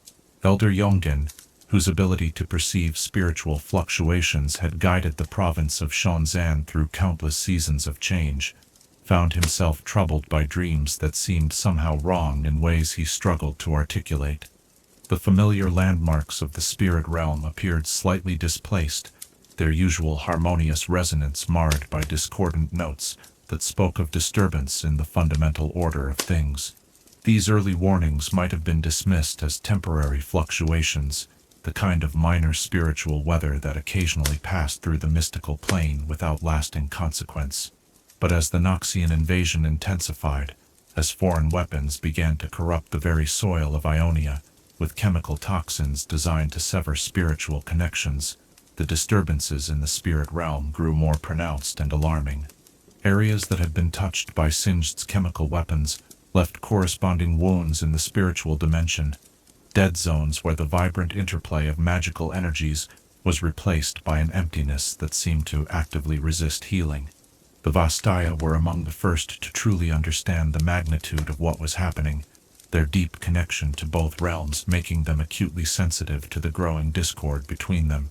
Nico, a young shapeshifter whose ability to perceive the true essence of living beings had always been her greatest gift, found herself overwhelmed by the pain radiating from the spirit realm. Where once she had felt the warm, nurturing presence of the spiritual dimension as a constant companion, now she sensed something wounded and frightened. A realm under assault by forces it had no natural defenses against. The spirits cry out in languages that have no words. She told the council of Vastayan elders who had gathered to discuss the crisis.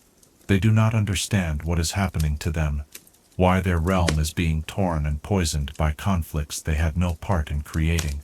The connection that has sustained us for so long is becoming a source of agony rather than strength. And I fear that if the damage continues, it may sever entirely. The implications of such a severance were almost too terrible to contemplate. Ionian civilization was not simply influenced by the spirit realm, it was fundamentally dependent upon it for everything that made their culture unique. Their magic drew directly from spiritual sources, their art was inspired by visions received in dream states, their agriculture relied on techniques that required communion with the spirits of growing things, and their very understanding of morality and ethics was based on principles that could only be perceived through spiritual sight. To lose the connection to the spirit realm would not simply weaken Ionian resistance to foreign occupation, it would transform the survivors into something that could no longer be called Ionian in any meaningful sense. The damage manifested in ways both subtle and dramatic, affecting every aspect of life for those sensitive enough to perceive it. Healers found that their patients' spiritual wounds refused to close, festering connections to the damaged realm that sapped strength and vitality even from those who had suffered no physical injury. Artists discovered that their visions had become clouded and confused, their usual access to the transcendent inspiration that fueled their creativity blocked by interference they could neither understand nor overcome. Farmers watched in helpless frustration as crops withered despite perfect growing conditions, the spiritual energy that had always nourished the land now tainted with the poison of warfare and conflict. Perhaps most heartbreaking of all was the effect on the children, whose natural connection to the spirit realm was stronger and more immediate than that of most adults. Young ones who had previously moved between dimensions with the unconscious ease of fish swimming through water, now woke from sleep screaming, their dreams invaded by visions of the spirit realm's wounds. Some lost their ability to access the mystical plane entirely, becoming isolated from a dimension that had been as real and present to them as the physical world. Others found themselves trapped partway between realms, existing in a twilight state that left them unable to fully engage with either physical or spiritual reality. Master Willow, whose life's work had been dedicated to understanding the delicate ecology of the spirit realm, devoted herself to documenting and treating these unprecedented symptoms. Her journals from this period read like the field notes of a medic working in the aftermath of some unimaginable disaster, filled with careful observations of spiritual trauma that had no precedent in any previous teaching or text. Each case seemed to reveal new aspects of the damage, new ways that the wounds in the mystical dimension could manifest in the lives of those connected to it. We are witnessing the systematic destruction of a relationship that took millennia to develop, she wrote in one particularly anguished entry. The Noxian weapons do not simply kill or wound. They attack the very foundations of our being, severing connections that bind us to everything that makes life meaningful. Even if we drive out the invaders, even if we reclaim every piece of occupied territory, how do we heal wounds that exist in dimensions the enemy cannot even perceive? The question haunted everyone who understood the true scope of the spiritual catastrophe unfolding alongside the more visible military conflict. Traditional methods of spiritual healing, techniques that had been refined over centuries of practice, proved inadequate to address damage of this magnitude and complexity. The wounds in the spirit realm were not simple injuries that could be cleansed and bandaged, but fundamental disruptions in the fabric of reality itself. Tears that seemed to widen rather than heal despite every effort to repair them. Some of the Vastaya attempted to enter the damaged areas of the spirit realm directly, hoping to understand the nature of the wounds and perhaps discover methods for treating them. These expeditions required tremendous courage, as the explorers had to venture into regions where the usual laws of the spiritual dimension no longer applied, where the comforting presence of ancestral spirits had been replaced by something alien and hostile. Many who undertook such journeys returned, changed in ways that went beyond simple trauma, their personalities altered by exposure to spiritual environments that human consciousness was never meant to endure. Ari, whose connection to the spirit realm was particularly strong due to her Vastayan heritage, found herself caught between her desire to help heal the damage and her horror at what she discovered when she attempted to do so. The familiar pathways she had used to access the mystical dimension were now blocked or redirected into areas that felt fundamentally wrong, territories where the spiritual energy that should have been warm and welcoming had become cold and predatory. It's as if the realm itself is becoming infected, she reported to the healers who were trying to coordinate a response to the crisis. The poison that the Noxians are using in the physical world is somehow spreading into the spirit realm as well, creating dead zones that expand like a disease. Worse, these areas seem to be developing a kind of malevolent consciousness of their own, actively working to corrupt the healthy regions they come into contact with. The strategic implications of the spiritual crisis gradually became apparent to those responsible for coordinating Ionian resistance. If the connection to the spirit realm continued to deteriorate, it would not matter how many battles they won, or how effectively they adapted their military tactics. The foundation of their civilization was being systematically undermined in ways that conventional warfare could neither prevent nor repair. Victory against the Noxian occupation would be meaningless if it left behind a people who had lost access to the spiritual dimensions that made their culture worth preserving. Desperate measures began to be discussed and implemented, techniques that would have been considered unthinkable under normal circumstances. Some suggested deliberately severing connections to the most damaged areas of the spirit realm, sacrificing entire provinces' spiritual heritage in order to prevent the contamination from spreading further. Others proposed attempting to create new pathways to uncontaminated regions of the mystical dimension, though such procedures carried enormous risks and had never been attempted on the scale that would be required. The most controversial proposal came from practitioners who had studied the forbidden arts, those who argued that conventional spiritual techniques were simply inadequate to address damage of this magnitude. They suggested that healing the spirit realm might require the use of shadow magic or other dangerous practices, methods that could potentially repair the wounds, but might also fundamentally alter the nature of the realm itself. The debate over such proposals revealed the depths of desperation that had begun to infect even the most conservative elements of Ionian society. As the spiritual crisis deepened, strange phenomena began to manifest in the physical world as well. Areas where the connection to the spirit realm had been completely severed experienced unusual weather patterns, with storms that seemed to carry emotions and winds that whispered in voices that spoke no known language. Plants and animals in these regions underwent disturbing changes, their natural behaviors becoming erratic and unpredictable, as they lost access to the spiritual guidance that had always influenced their instincts. Perhaps most disturbing of all were the reports of spirits that had become trapped in the physical world, cut off from their natural realm by the damage to the dimensional barriers. These displaced entities wandered the landscape like refugees from a war they could not understand, their presence creating atmospheric disturbances that ranged from merely unsettling to genuinely dangerous. Some seemed to be seeking a way back to their proper realm, while others appeared to be slowly dissolving, their spiritual essence gradually dissipating into nothingness as they lost contact with the dimension that sustained their existence. The emergence of these displaced spirits created additional challenges for communities already struggling with the practical difficulties of wartime survival. Traditional methods of spirit communication and negotiation often proved ineffective with entities that had been traumatized by their forced separation from their natural environment.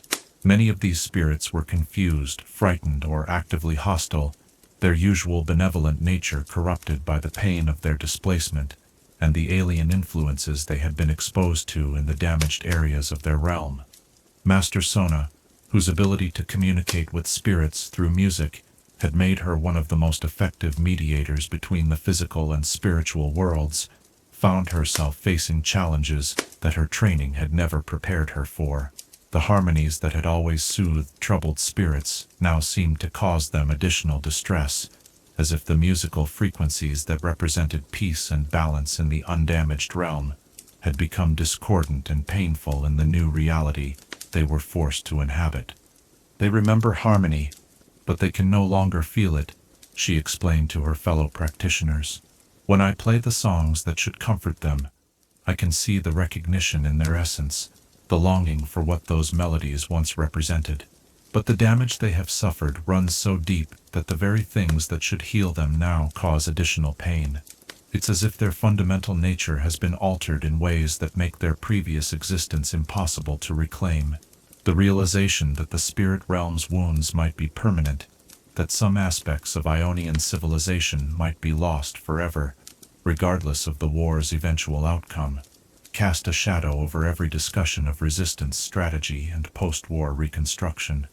Even if they succeeded in driving out the Noxian occupiers, even if they reclaimed every foot of their territory and restored their political independence, the Ionia that emerged from this conflict would be fundamentally different from the one that had existed before it.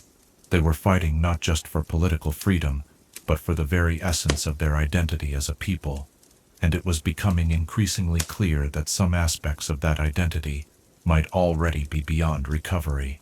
As this chapter of spiritual catastrophe and metaphysical crisis draws toward its close, as we witness wounds that cut deeper than any physical injury and threaten the very foundations of consciousness itself, perhaps we might wonder what happens when the sources of meaning and identity are themselves under attack, and how do we preserve our essential nature when the forces that shaped it are being systematically destroyed. Chapter 8. Heroes and Monsters.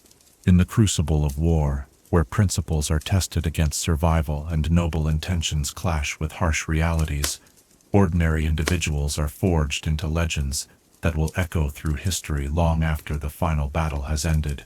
As we continue our journey through this transformative conflict, let us witness the personal struggles of those who would become champions, exploring how the pressure of impossible choices can reveal both the heights of heroism and the depths to which even the most principled souls can fall. Swain had not begun the war as a monster, though by its end, few would remember the idealistic young officer who had first set foot on Ionian shores, with dreams of bringing Noxian order to what he perceived as a chaotic and primitive land. In those early days of the invasion, he had genuinely believed that the Empire's expansion represented a form of liberation, a chance to share the benefits of Noxian civilization with peoples who had not yet discovered the power that came from embracing strength and hierarchy.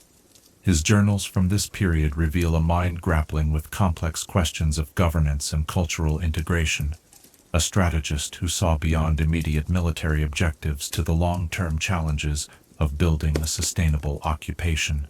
You might envision Lieutenant Swain during those first months of the campaign, standing in the ruins of yet another Ionian village that had been pacified, according to standard Noxian procedures, struggling to reconcile the reality of conquest with the noble theories he had studied in the military academies. The textbooks had spoken of grateful populations welcoming the stability and prosperity that imperial rule would bring, but the faces that stared back at him from behind barricades and broken windows showed only fear, hatred, and a defiance that seemed to grow stronger rather than weaker with each demonstration of Noxian superiority. The transformation began gradually, each small compromise with his principles justified as a temporary necessity. Each escalation in violence rationalized as the unfortunate but unavoidable cost of bringing order to a chaotic situation. When his unit encountered resistance from fighters who used hit-and-run tactics that violated every convention of civilized warfare, Swain authorized reprisals against civilian populations that harbored such criminals. When traditional interrogation methods proved inadequate for extracting information from prisoners who seemed to draw strength from their connection to mystical forces, he approved the use of enhanced techniques that pushed the boundaries of what could be considered humane treatment. Each decision seemed reasonable in isolation, each escalation a logical response to the unique challenges posed by an enemy who refused to fight according to established rules. Yet collectively, these choices were transforming him into something he would not have recognized when he first donned his officer's uniform. The young man who had once written passionate letters home about his desire to bring civilization to the barbarian lands was becoming someone who saw civilians as potential threats, who viewed mercy as a luxury he could not afford, who began to measure success purely in terms of tactical advantage rather than moral principle. The pivotal moment came during the siege of a monastery that had been converted into a rebel stronghold, a place where Ionian resistance fighters had taken shelter among genuine monks and scholars who claimed neutrality in the conflict. Intelligence reports indicated that the monastery's library contained maps and documents that could provide crucial information about rebel supply lines and hidden strongholds, but extracting this intelligence would require violating the sanctuary's sacred status and potentially harming non-combatants who had taken no part in the fighting. Swain's superiors left the decision to his discretion, trusting his judgment while making it clear that failure to secure the intelligence could result in significant casualties among Noxian forces in future operations. As he stood before the monastery's ancient gates, watching elderly monks tend gardens that had flourished in peace for centuries, he faced a choice that would define not only the immediate outcome of the siege, but the kind of man he would become for the rest of his life. The attack, when it came, was swift and efficient, designed to minimize resistance and secure the objectives with minimal casualties on both sides. Yet the reality of warfare seldom conforms to even the most carefully crafted plans, and what should have been a surgical operation to extract specific intelligence quickly escalated into something far more brutal and indiscriminate. In the confusion of combat, in the adrenaline-fueled chaos of soldiers fighting for their lives against defenders who seemed to appear and disappear like spirits, distinctions between combatants and non-combatants became blurred beyond recognition. When the smoke cleared and the monastery had been secured, Swain found himself standing among the bodies of men and women whose only crime had been living in a building that contained information his army needed.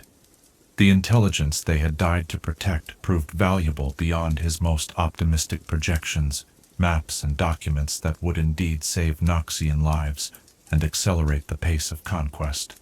Yet as he examined these blood-stained papers, he felt something fundamental shift within his understanding of himself and his role in the conflict. The demon found him during the darkest hour of that night, as he sat alone among the ruins of the monastery, trying to reconcile his actions with the principles he had once held sacred. Ram came not as a tempter or corrupter, but as something that seemed to understand the burden of command, the terrible weight of decisions that demanded more than any individual should be asked to bear. The creature offered no easy absolution for what had been done, but rather a framework for understanding how such actions could serve purposes larger than immediate guilt or gratification. Power demands sacrifice. the demon whispered in voices that seemed to echo from the shadows themselves. The question is not whether you will pay that price, but whether you will accept responsibility for choosing how it is paid. You can continue to make these decisions while pretending they are forced upon you by circumstances, or you can embrace the reality that leadership requires the willingness to bear burdens that others cannot even comprehend. The pact that followed was not the dramatic ritual of corruption that stories often describe, but rather a quiet acknowledgement of truths that Swain had been moving toward throughout his time in Ionia. He did not surrender his humanity to gain demonic power, but rather accepted that his humanity had never been adequate to the tasks that history had assigned to him. The strength that flowed into him was not a replacement for his moral compass, but an enhancement of his ability to navigate by it, even when the path it pointed toward led through territories that would have destroyed a lesser man. Far from the political maneuvering and strategic calculations that consumed Swain's attention, a different kind of transformation was taking place in the person of Karma, whose journey from peaceful spiritual leader to symbol of resistance followed a path that was no less painful for being guided by different principles.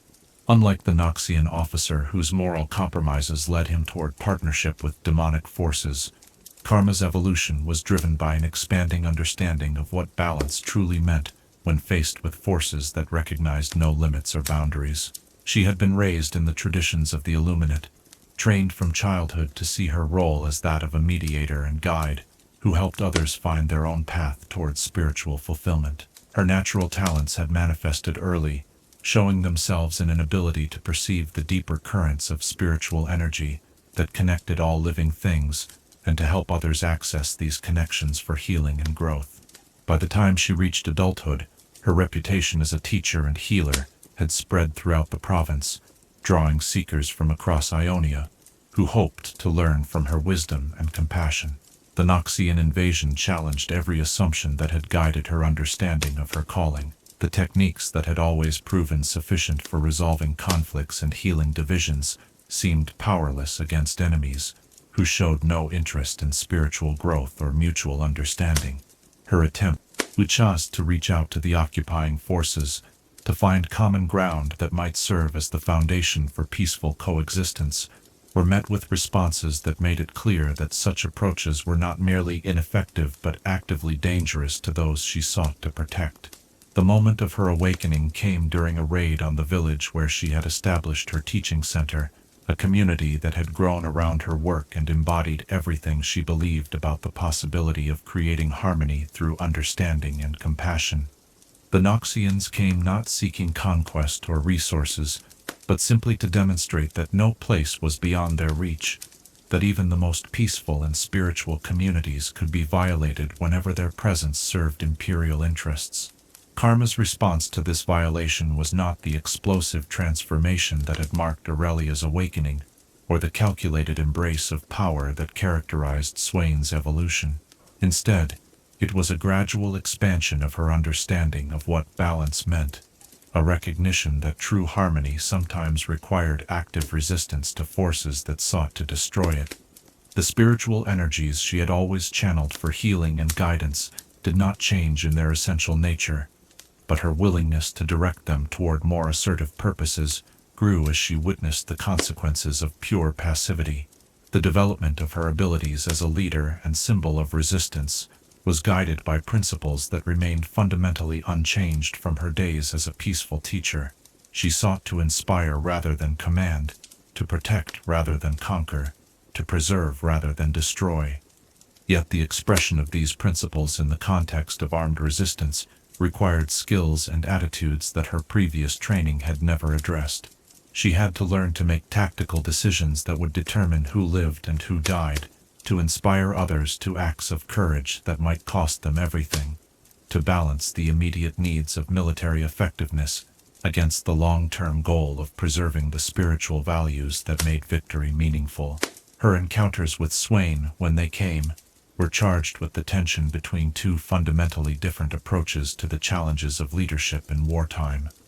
Each recognized in the other a formidable intelligence and a genuine commitment to their respective peoples, but their methods and underlying philosophies could not have been more opposed.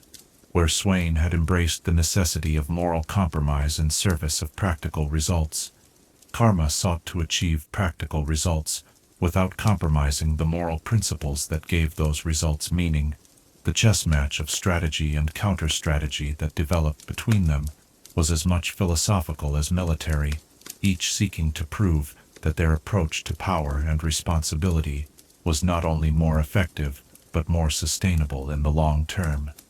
Their battles were fought not just with armies and weapons, but with competing visions of what civilization could become, alternative models of how strength could be expressed and leadership exercised. Yet perhaps the most significant transformation taking place during this period was occurring in someone who would not emerge as a major figure until much later in the conflict. Young Yasuo, still a student in the traditional sword schools that had shaped Ionian warrior culture for centuries, found himself caught between the old ways that seemed increasingly inadequate and the new realities that demanded adaptation. His natural talent with the blade was extraordinary, his dedication to mastering traditional techniques absolute, but the world around him was changing in ways that made such mastery seem irrelevant to the challenges his people faced. The internal conflict that would later define his character was already beginning to manifest in these early days of the war. He could see that the ancient forms and philosophical frameworks that guided traditional Ionian swordsmanship were not sufficient to address enemies who fought according to different rules and values. Yet every attempt to adapt these techniques for more practical purposes felt like a betrayal of the masters who had spent their lives preserving and transmitting this sacred knowledge. His teachers spoke of patience and gradual development, of the importance of understanding the spiritual foundations of their art before attempting to apply it in combat. But reports from the front lines suggested that such patience was a luxury his people could no longer afford, that students who waited for complete understanding before acting would find themselves defending ruins rather than living communities. The tension between these competing demands created a restlessness in his training that his instructors noticed but could not effectively address. The tragedy that would later define his story was already being set in motion during these early days of the conflict, though none involved could have foreseen the specific form it would take. The pressures of war were forcing everyone to make choices and adaptations that carried risks no peacetime training could have prepared them for. Students were being asked to become warriors before their education was complete. Teachers were being forced to send incomplete disciples into battles that demanded maturity and wisdom they had not yet achieved. In the growing darkness of this transformative conflict, as established certainties crumbled and new realities demanded unprecedented adaptations, the characters who would shape the future of both civilizations were being forged in fires that would either refine them into something greater than they had ever imagined, becoming, or consume them entirely in the process. The war was creating heroes and monsters with equal efficiency, often transforming the same individuals into both at different points in their journey.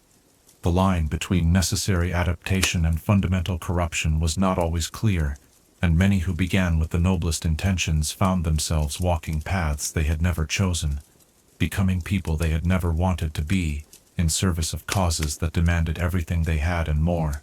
As this chapter of personal transformation and moral complexity draws toward its close, as we witness the forging of legends from the raw material of human struggle and adaptation, perhaps we might wonder, how much can we change before we become unrecognizable to ourselves, and is there any principle so fundamental that preserving it is worth more than survival itself? Chapter 9. The tide turns. On the mist-shrouded plains where ancient magic meets the machinery of war, the rhythm of conflict began to shift like a tide reaching its furthest advance before the inevitable pull of deeper currents draws it back toward distant shores. As our journey through this transformative struggle continues, let us witness those pivotal moments when adaptation and desperation combine to forge new possibilities, when the seeming certainty of conquest gave way to the terrible uncertainty of prolonged resistance. The Battle of Wheel would be remembered, not for its scale or the number of casualties it produced, but for the moment when Ionian defenders first demonstrated that they had learned to fight their enemies on terms that neither side had anticipated. The valley itself was unremarkable, a stretch of rolling farmland dotted with the stone circles that marked ancient meditation sites, bisected by a river that had meandered through the same course for countless centuries. Under normal circumstances, it would have been the sort of place where farmers brought their children to play among the wildflowers and elderly couples shared quiet conversations, while watching the sunset paint the distant mountains in shades of gold and amber. You might envision the Noxian column that entered this peaceful valley on that fateful morning, confident in their superiority, and expecting another routine advance through territory that would offer token resistance before inevitably falling to Imperial might. The soldiers had grown accustomed to the patterns of Ionian warfare, the predictable cycle of spiritual defenses that could be overcome through chemical weapons, mystical barriers that dissolved before superior tactics, and defenders who retreated rather than risk the kind of devastating casualties that conventional military doctrine demanded. General Demetrius, commanding the advance force, had studied the reports from previous engagements and felt confident that his troops were prepared for anything the Ionians might attempt. His veterans had fought their way across 3 provinces, adapting to local conditions and developing counter-strategies for every form of resistance they had encountered. The chemical weapons provided by Singed had proven devastatingly effective against spiritually enhanced opponents, while conventional tactics had made short work of those defenders who lacked such supernatural advantages. What they encountered in Will Valley challenged every assumption they had developed about the nature of their enemy and the course of the war. The first indication that something had changed came when the scouts reported an absence of the usual signs of organized resistance. There were no visible fortifications, no obvious defensive positions, no masses of defenders preparing for the kind of set-piece battle that Noxian doctrine was designed to win. The valley appeared empty, abandoned, as if the local population had simply vanished rather than attempt a futile defense of their homes. The advance proceeded according to standard protocols, with scouts ranging ahead to identify potential ambush sites, while the main force moved in formation designed to respond quickly to attacks from any direction. Yet as the column descended into the valley proper, subtle wrongnesses began to accumulate in ways that even experienced soldiers found unsettling. The mist that clung to the riverbanks seemed thicker than normal, swirling in patterns that suggested purpose rather than random air currents. The stone circles that dotted the landscape appeared to be humming with barely audible harmonics that made armor resonate and weapons vibrate in their sheaths. The attack, when it came, was unlike anything the Noxians had previously encountered in their campaigns across Ionia. Rather than the straightforward assault they had learned to expect, the resistance manifested as a series of coordinated disruptions that seemed to target their strengths rather than avoid them. Chemical weapons designed to disable magical defenses found themselves neutralized by countermeasures that suggested intimate knowledge of their composition and effects. Communication systems that had proven reliable throughout the campaign began to fail in ways that isolated units from their commanders and left soldiers uncertain about orders and objectives. Most disturbing of all was the realization that their enemies had somehow learned to turn the Noxians' own advantages against them. The disciplined formations that made Imperial forces so effective in conventional warfare became liabilities when the ground beneath them began to shift and change according to principles that had nothing to do with natural geology. The superior training and equipment that had carried them through countless victories proved inadequate when faced with opponents who seemed to anticipate their tactics and respond with counters that conventional military theory insisted should be impossible. Aurelia had spent months studying captured Noxian equipment and interrogating prisoners, not through the traditional methods of spiritual communion that had proven ineffective against minds trained to resist such approaches, but through careful observation and systematic analysis of their capabilities and limitations. Her transformation from blade dancer to military strategist had been as complete as it was painful, requiring her to develop skills that had no place in traditional Ionian training, but had proven essential for effective resistance against foreign occupation. The tactics she employed at will represented a synthesis of everything she had learned about adapting Ionian advantages to address Noxian strengths. Rather than relying purely on spiritual powers that could be neutralized by chemical weapons, her forces combined mystical abilities with conventional military techniques in ways that created capabilities neither tradition could achieve alone. Blade work, that had once been purely ceremonial, was modified for battlefield effectiveness. Meditation techniques were adapted to enhance tactical awareness, and the deep connection between Ionians and their land was weaponized in ways that turned familiar terrain into an active ally rather than merely a battlefield. The moment when the tide truly turned came when General Demetrius found himself facing Aurelia directly, their confrontation taking place among the stone circles that had witnessed countless generations of peaceful contemplation. The Noxian commander had expected to face either a mystical opponent whose abilities could be countered through established methods, or a conventional warrior whose skills could be overcome through superior training and equipment. Instead, he encountered something unprecedented, a fighter who combined the spiritual advantages of traditional Ionian martial arts with the tactical sophistication of someone who had studied and mastered his own methods. The duel that followed was as much a clash of philosophies as a test of individual skill. Demetrius fought with the disciplined precision that had made him one of Noxus's most successful commanders, applying techniques that had proven effective against every form of resistance the Empire had previously encountered. Yet every advantage he sought to press was met by countermeasures that suggested his opponent understood his methods better than he understood hers. When he attempted to use his superior reach and armor to control the pace of combat, she demonstrated mobility that seemed to defy the laws of physics. When he tried to apply pressure through sustained attacks designed to wear down her defenses, she responded with bursts of spiritual energy that left him momentarily stunned and disoriented. The psychological impact of Demetrius's defeat rippled through the Noxian forces faster than any official report could have traveled. The sight of their seemingly invincible commander, lying broken among the ancient stones, brought down by techniques they could not understand or counter, shattered assumptions that had sustained their confidence throughout the campaign. For the first time since the invasion began, ordinary Noxian soldiers found themselves questioning whether their ultimate victory was as inevitable as their leaders had claimed. News of the victory at Whale spread through the Ionian resistance networks with the speed of wildfire, carrying with it a message that went beyond simple military success to touch something fundamental about the nature of their struggle. Here was proof that adaptation and determination could overcome even the most overwhelming advantages, that the invaders were not the unstoppable force they had seemed to be. More importantly, it demonstrated that Ionians could learn from their enemies without becoming them, that they could develop new capabilities while preserving the essential elements of their identity.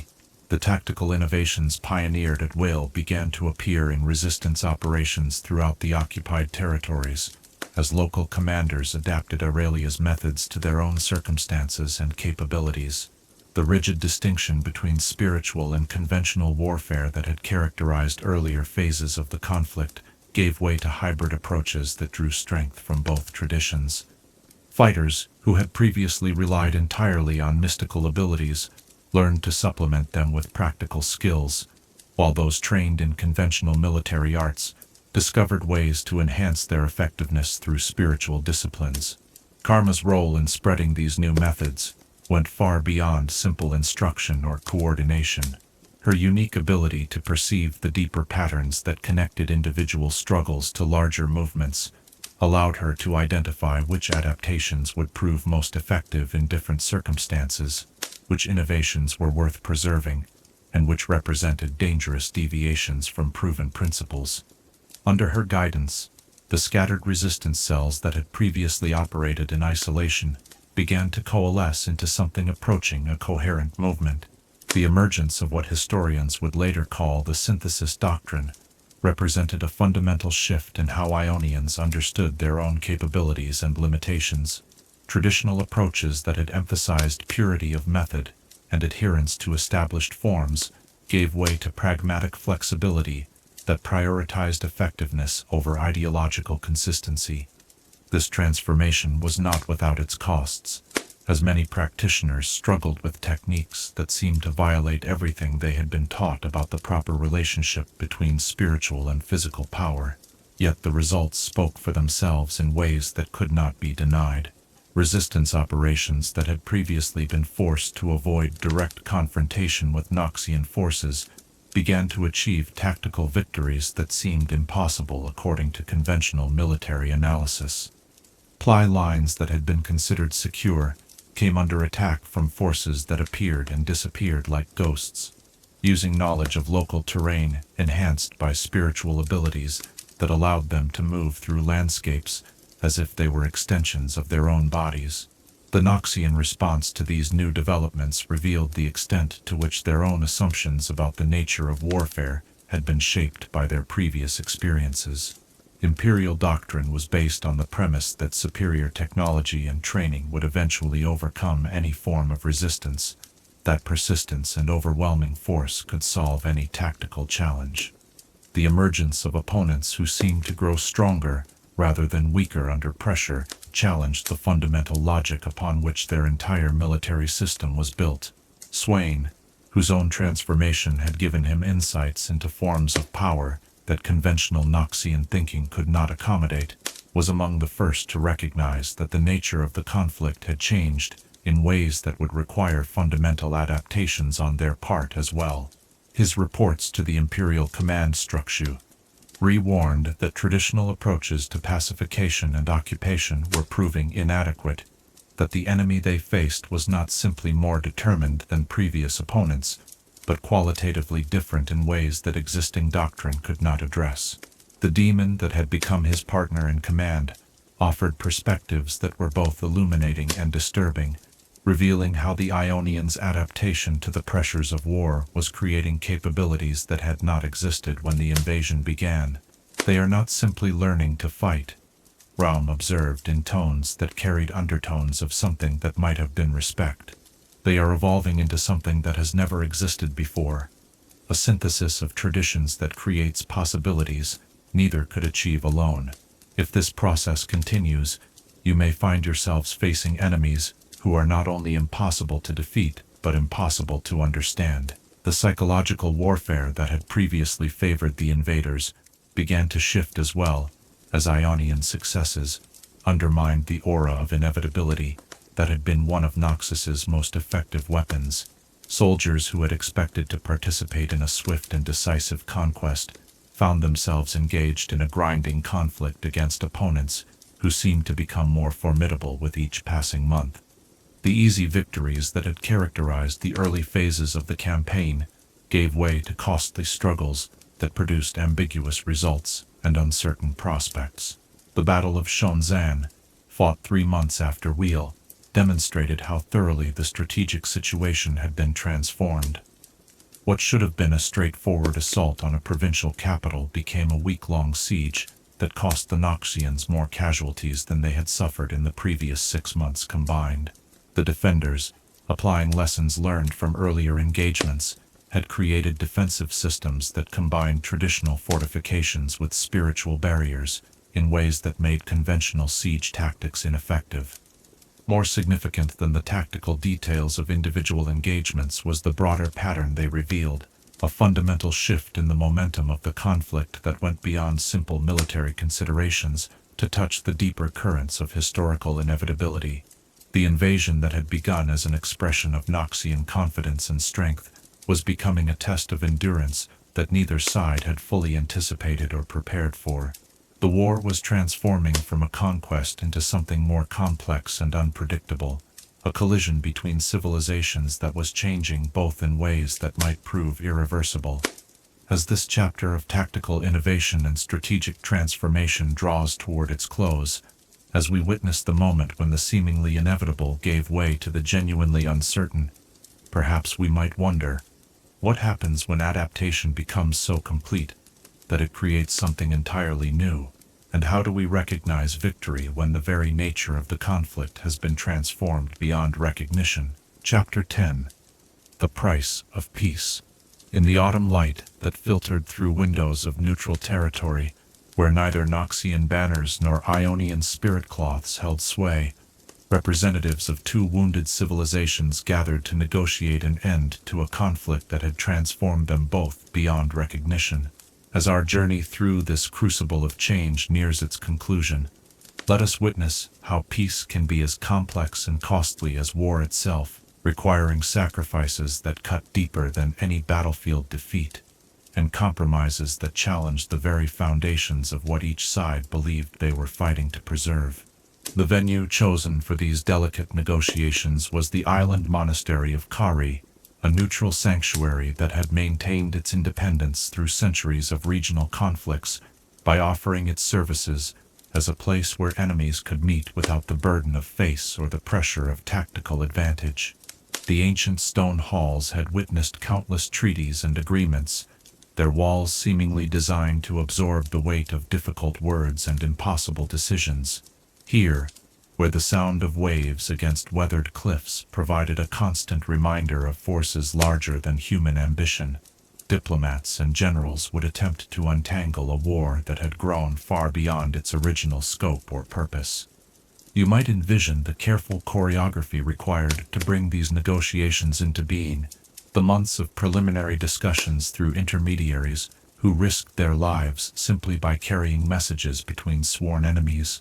Every detail had to be negotiated in advance, the number of representatives each side could bring, the protocols for ensuring security, the symbolic arrangements that would allow both parties to participate without appearing to acknowledge the legitimacy of their opponent's claims.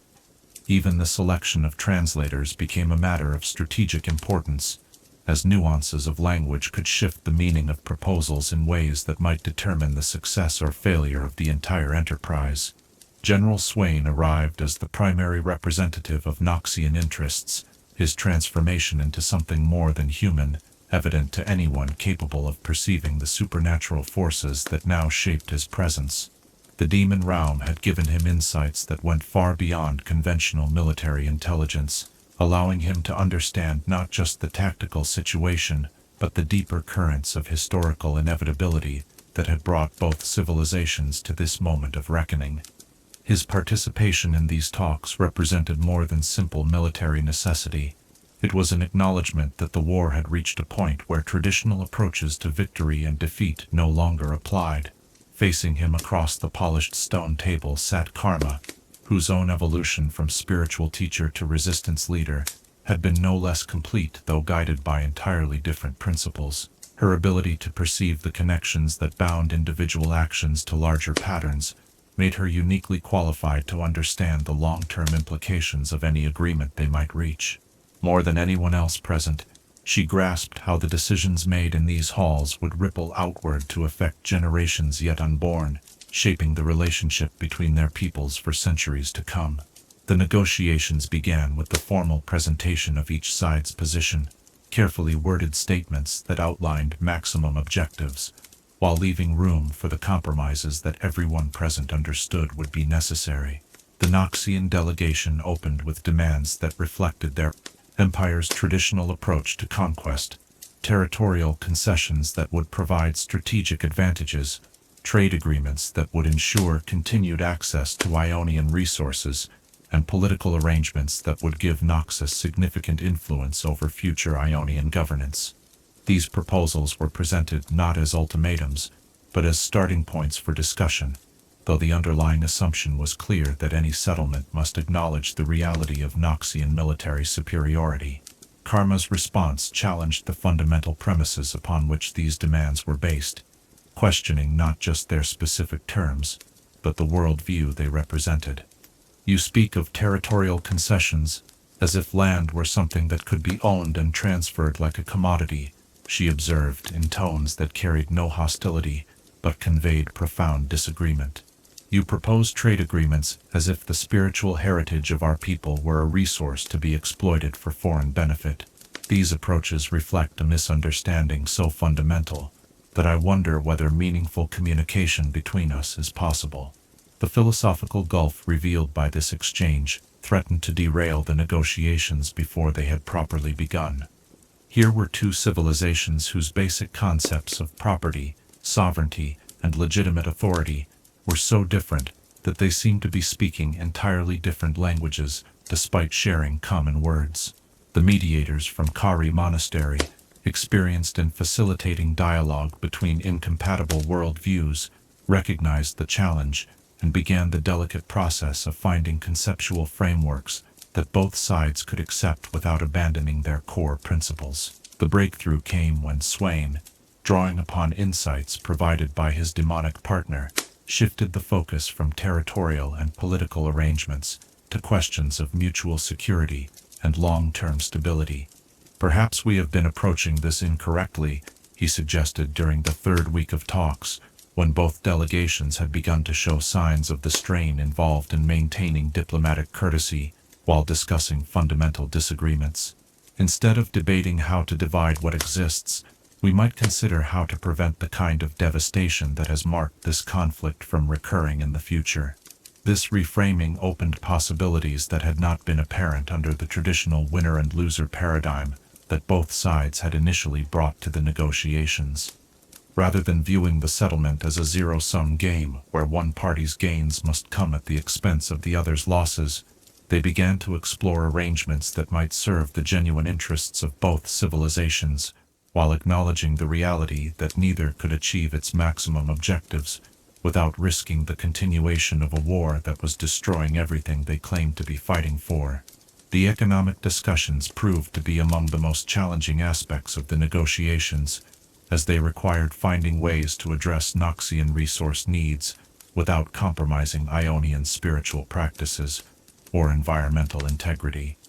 The Empire's hunger for the magical materials that gave Ionia its unique character was not merely a matter of strategic advantage, but reflected genuine limitations in Noxian civilization that could not be addressed through conquest alone. Years of warfare had demonstrated that spiritual resources could not be harvested like ordinary commodities.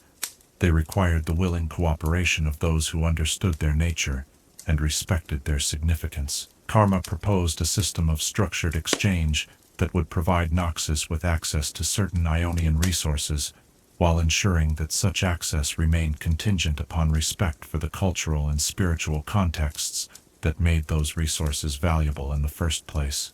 Rather than the unilateral exploitation that traditional conquest would have enabled, this arrangement required ongoing cooperation and mutual understanding that would give both sides incentives to maintain peaceful relationships. The implementation of such a system would require institutional innovations that had no precedent in the diplomatic history of either civilization. Joint councils would need to be established to oversee the exchange processes, with representation that reflected the fundamentally different ways each culture understood authority and decision-making.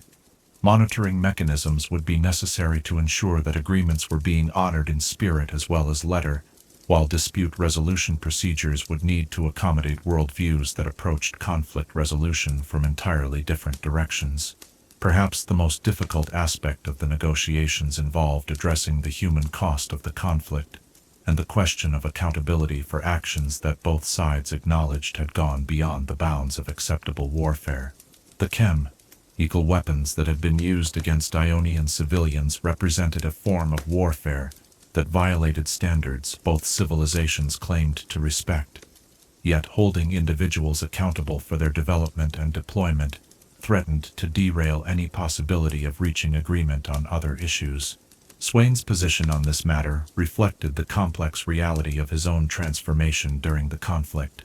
While he could not deny the effectiveness of methods that had proven decisive in numerous engagements, he had come to understand that such tactics carried costs that went far beyond their immediate military value. The demon realm had shown him how the systematic degradation of spiritual connections was creating wounds that might never heal, damage that threatened the very foundations of what made Ionian civilization worth preserving or conquering. "We cannot undo what has been done," he acknowledged during one of the most emotionally charged sessions. "The weapons we have used, the methods we have employed, the suffering we have caused, these are realities that no treaty can erase. But we can choose whether the future will be shaped by the desire for retribution or by the commitment to ensure that such methods are never used again." The compromise that emerged from these discussions represented a form of accountability that satisfied neither side's maximum demands while addressing both sides' minimum requirements for moving forward, rather than criminal prosecutions that would have been politically impossible to implement. The agreement established truth and reconciliation processes designed to document what had occurred, while focusing on preventing repetition rather than punishing past actions. Compensation funds would be created to address the most immediate needs of those who had suffered from the use of prohibited weapons, while research initiatives would be established to develop countermeasures and treatments for the novel forms of damage that had been inflicted. The territorial arrangements that finally emerged bore little resemblance to either side's original negotiating positions, reflecting the reality that traditional concepts of sovereignty and occupation had proven inadequate to address the complexities of the conflict. Rather than clear boundaries between Noxian and Ionian control, the agreement established a series of graduated zones with different levels of autonomy and different forms of shared authority. Buffer regions would remain under Ionian administration, but with guarantees of Noxian commercial access, while certain strategic locations would be governed by joint authorities representing both civilizations. These arrangements required both sides to accept limitations on their sovereignty that would have been unthinkable under normal circumstances. Noxus had to abandon its traditional approach to territorial control, accepting that some forms of influence could not be maintained through military occupation alone. Ionia had to acknowledge that complete isolation from foreign involvement was no longer possible, that their civilization's survival required engagement with powers that operated according to different principles and priorities. The personal costs of reaching these agreements were perhaps as significant as their political implications. Every compromise required someone to abandon positions they had fought and suffered to defend, to accept outcomes that fell short of what they had believed their sacrifices had earned. Families who had lost members to chemical weapons had to accept that those responsible would not face the kind of justice that traditional concepts of accountability demanded. Communities that had been displaced or transformed by years of occupation had to acknowledge that some changes could not be reversed, that the homes they returned to would never be quite the same as those they had been forced to leave. For the negotiators themselves, the process was both exhausting and transformative, requiring them to develop new ways of thinking about problems that had previously seemed to admit only military solutions. Swain found himself defending proposals that his younger self would have seen as unacceptable compromises, while Karma discovered that effective diplomacy sometimes required her to advocate for arrangements that violated her deepest spiritual convictions about the proper relationship between peoples and their environment. The signing ceremony that concluded the negotiations was deliberately modest, reflecting the understanding that peace agreements are beginnings rather than endings, frameworks for ongoing relationships rather than final solutions to fundamental conflicts. The documents that changed hands in those ancient halls represented months of painstaking work to create language that could bridge incompatible worldviews, while establishing mechanisms for addressing the inevitable disagreements that would arise during implementation. Yet even as the formal ceremonies concluded and representatives began their journeys home, everyone involved understood that the real test of their agreement would come not in the carefully controlled environment of neutral territory, but in the villages and provinces where ordinary people would have to live with the consequences of decisions made on their behalf. The peace they had negotiated was not the restoration of a previous state of affairs, but the creation of something entirely new, a relationship between civilizations that had been fundamentally changed by their encounter with each other. As this chapter of difficult compromises and necessary sacrifices draws toward its close, as we witness the moment when enemies chose accommodation over continued destruction, perhaps we might wonder, what does it mean to win a war when victory requires abandoning everything you thought you were fighting for? And how do we measure success when the price of peace proves as transformative as the cost of conflict? Chapter 11. A Changed Ionia. In the years that followed the signing of peace, as Noxian ships disappeared beyond the horizon, and the immediate pressures of warfare gave way to the slower challenges of reconstruction, the people of Ionia found themselves inhabiting a land that bore the same name as their ancestral home, but had been transformed in ways that went far deeper than the physical scars left by foreign occupation. As we near the end of our journey through this crucible of change, let us explore how a civilization dedicated to harmony and balance adapted to a world where such ideals had proven insufficient, and how the trauma of war continued to shape their society long after the last battle had been fought. The children born during the final years of the conflict were the first generation of Ionians to grow up with no memory of the old ways, no personal experience of the spiritual harmony that had once defined their civilization's relationship with the world around them. The damaged connections to the spirit realm were not a tragic loss, but simply the natural state of existence, while the defensive preparations that now characterized every community were not temporary wartime measures, but permanent features of a reality they had never known to be otherwise. These young Ionians spoke of peace with the kind of theoretical understanding that comes from books rather than lived experience, their worldview shaped by stories of a golden age that seemed as distant and mythical as any ancient legend. You might envision Mei Lin, a girl who had been born in a refugee camp during the darkest days of the occupation, and had spent her early years surrounded by the constant preparation for either flight or resistance that characterized displaced communities. Each time she was old enough to ask questions about why her family lived in temporary shelters while maintaining weapons, caches, and escape routes. The war was ending, and they were returning to villages that had been rebuilt according to new principles that prioritized security over spiritual tranquility. The meditation gardens of her grandmother's stories had been replaced by training grounds, the open temples had been fortified with walls and watchtowers, and the flowing pathways that had once encouraged contemplative wandering had been redesigned with clear sight lines and defensive choke points. For Mei Lin and her generation, this new Ionia was not a diminished version of something greater, but simply home, the only reality they had ever known. Yet their parents and grandparents moved through these transformed spaces with a visible sadness that children could sense even when they could not understand its source. There was a quality of mourning that pervaded adult conversations, a weight of loss that hung over celebrations and ceremonies that should have been joyful, a persistent awareness that something precious had been broken and could never be completely repaired. The educational system that emerged from the Reconstruction reflected this fundamental shift in Ionian priorities and assumptions about the nature of the world they inhabited.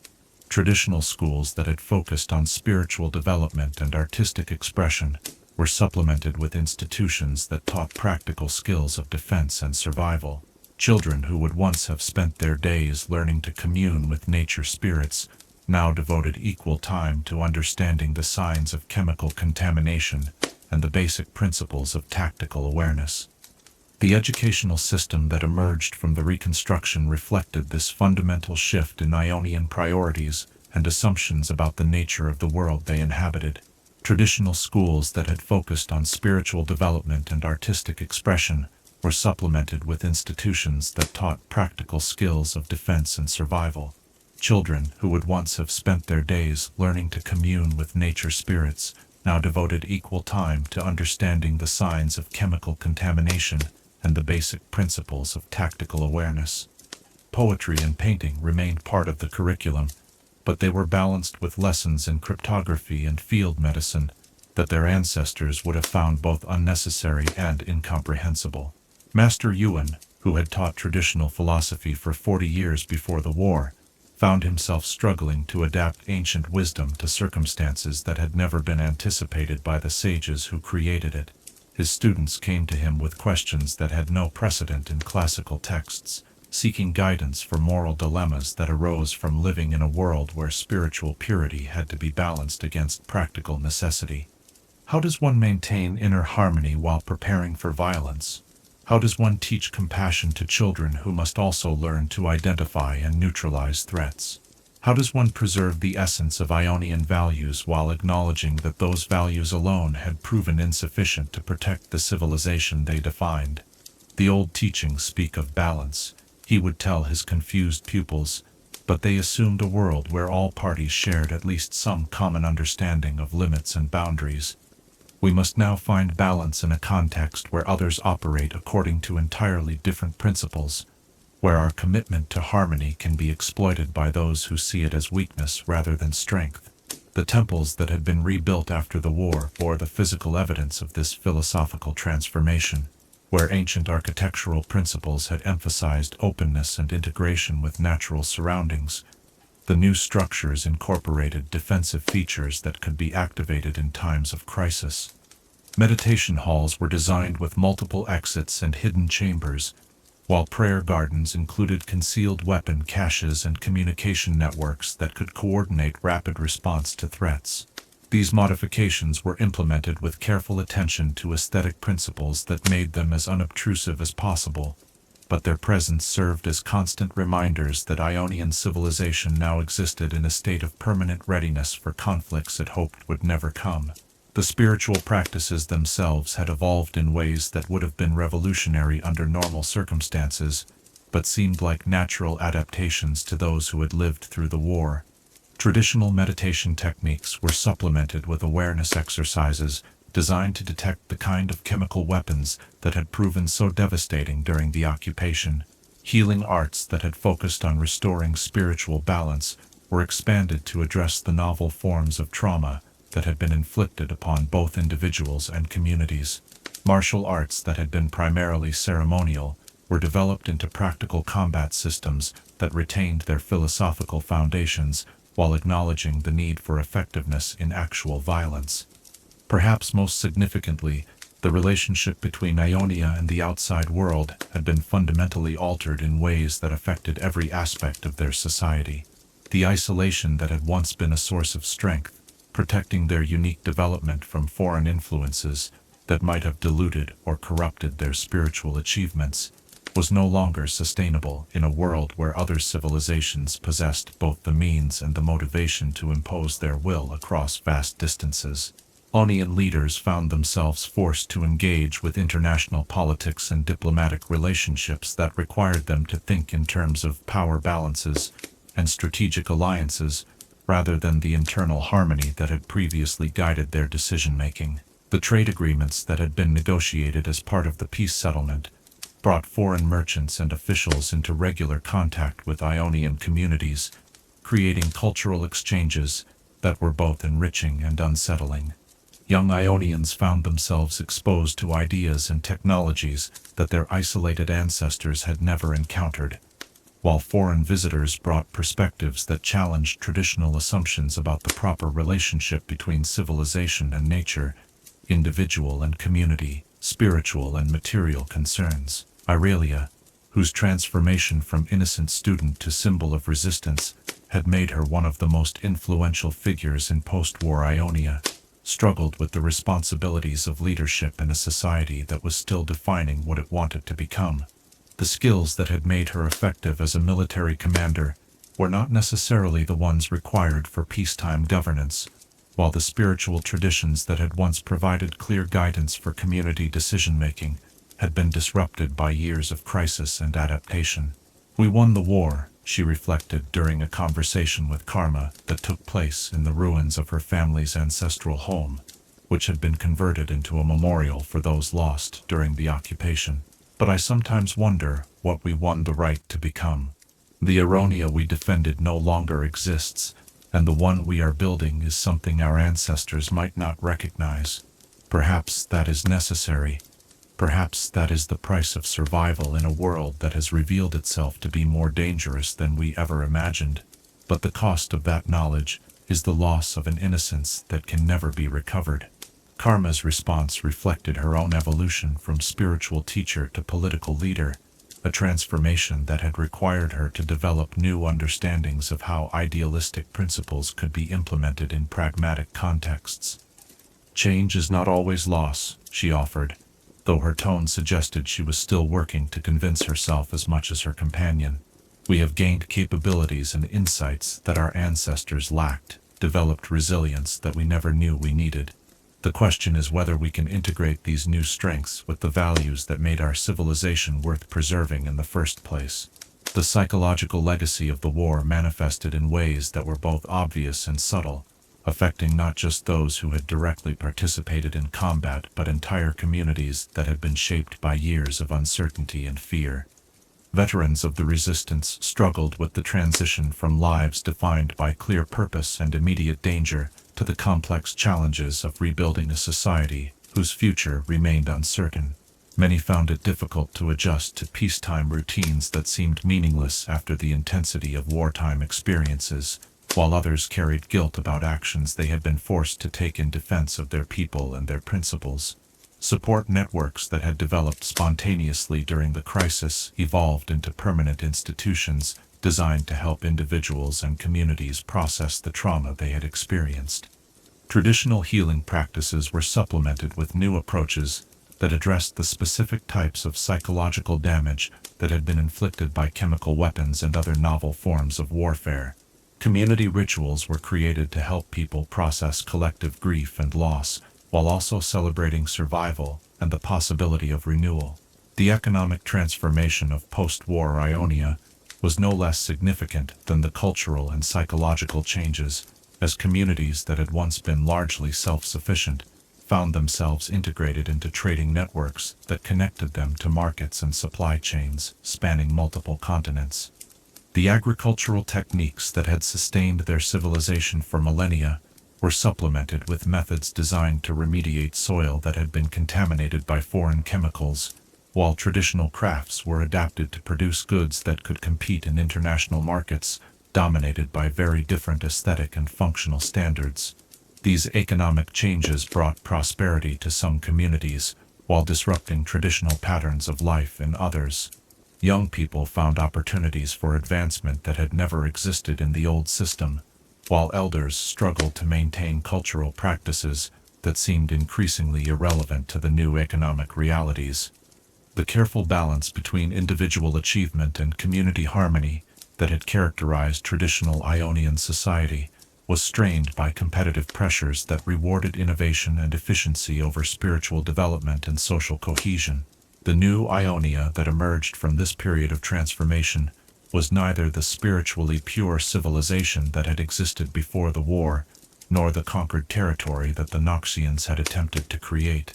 Instead, it was something unprecedented, a society that had consciously chosen to adapt its fundamental principles in response to external pressures, while attempting to preserve the essential elements that gave those principles meaning. This balancing act required constant negotiation and adjustment, as each generation faced the challenge of determining which traditions were worth preserving and which adaptations were necessary for survival. The children who had grown up during the Reconstruction period would eventually become the leaders of this new Ionia, bringing perspectives shaped by experiences their ancestors could never have imagined. They possessed capabilities that previous generations had lacked, understood threats that had once been inconceivable, and faced challenges that required them to think beyond the traditional frameworks that had guided their civilization for centuries. Yet they also carried forward values and insights that had proven resilient enough to survive the most severe test their culture had ever faced. The schools and temples, the markets and training grounds, the festivals and memorial sites that characterized this transformed landscape all bore witness to a civilization that had refused to be broken by trauma, but had allowed itself to be changed by it. The harmony they sought was no longer the simple balance of forces that had defined their ancestors' understanding of proper relationships, but a more complex and dynamic equilibrium that acknowledged the reality of conflict, while still aspiring toward the peace that made life meaningful. As this chapter of transformation and adaptation draws toward its close, as we witness a people learning to live with the consequences of choices they never wanted to make, perhaps we might wonder, how much can a civilization change before it becomes something entirely different, and is it possible to preserve the essence of who we are while becoming who we need to be? Chapter 12. Echoes across Runeterra. In the halls of distant capitals and the councils of nations that had watched this great conflict unfold from afar, the reverberations of what had transpired between Noxus and Ionia would reshape the political landscape of an entire world for generations to come. As our journey through this transformative war reaches its contemplative conclusion, let us witness how the lessons learned in blood and sacrifice rippled outward, like stones cast into still water, touching shores that had never seen foreign ships, but would forever be changed by the knowledge of what was possible when civilizations collided. The marble corridors of Demacia's capital had never seemed more pristine than in the months following the Noxian withdrawal from Ionia, their gleaming surfaces reflecting a purity that stood in stark contrast to the moral complexity that now characterized international relations across Runeterra.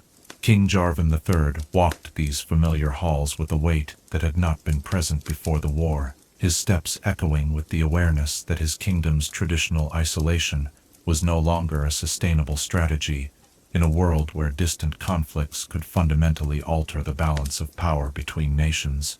You might envision the emergency sessions of the Demacian Council during those crucial months, as reports arrived detailing not just the military aspects of the Noxian-Ionian conflict, but its deeper implications for how nations might interact with each other in the future. The chemical weapons that had been deployed against spiritual practitioners represented a form of warfare that threatened the very foundations of Demacian society, which had always depended upon the ability of its petricite structures to neutralize magical threats. If such weapons could sever the connection between individuals and their magical abilities, what did that mean for a civilization built around containing and controlling such forces? The strategic analysts who served the Demacian crown had studied every available report about the new tactics and technologies that had emerged from the conflict, paying particular attention to the ways that both sides had been forced to adapt their fundamental approaches to warfare. The Ionian development of hybrid fighting techniques that combined spiritual abilities with conventional military methods suggested possibilities that could prove either inspiring or threatening, depending on how such innovations might be applied in future conflicts. Meanwhile, the Noxian embrace of chemical weapons and other forms of asymmetric warfare indicated a willingness to cross boundaries that had previously constrained the conduct of civilized nations. Prince Jarvan IV, whose youthful idealism had not yet been tempered by the complexities of actual governance, found himself profoundly disturbed by the implications of what he had learned about the war's conduct. His training had prepared him to face enemies who fought according to recognizable codes of honor and military tradition, but the reports from Ionia described forms of combat that seemed to operate outside any ethical framework he could understand or accept. The systematic targeting of civilians, the use of weapons designed to inflict spiritual rather than physical damage, the deliberate destruction of cultural and religious sites. These actions challenged his fundamental beliefs about the possibility of maintaining moral standards in times of conflict. How do we prepare for enemies who recognize no limits? He asked his advisors during one particularly intense strategy session. Our entire military doctrine is based on the assumption that our opponents will share at least some common understanding of acceptable conduct.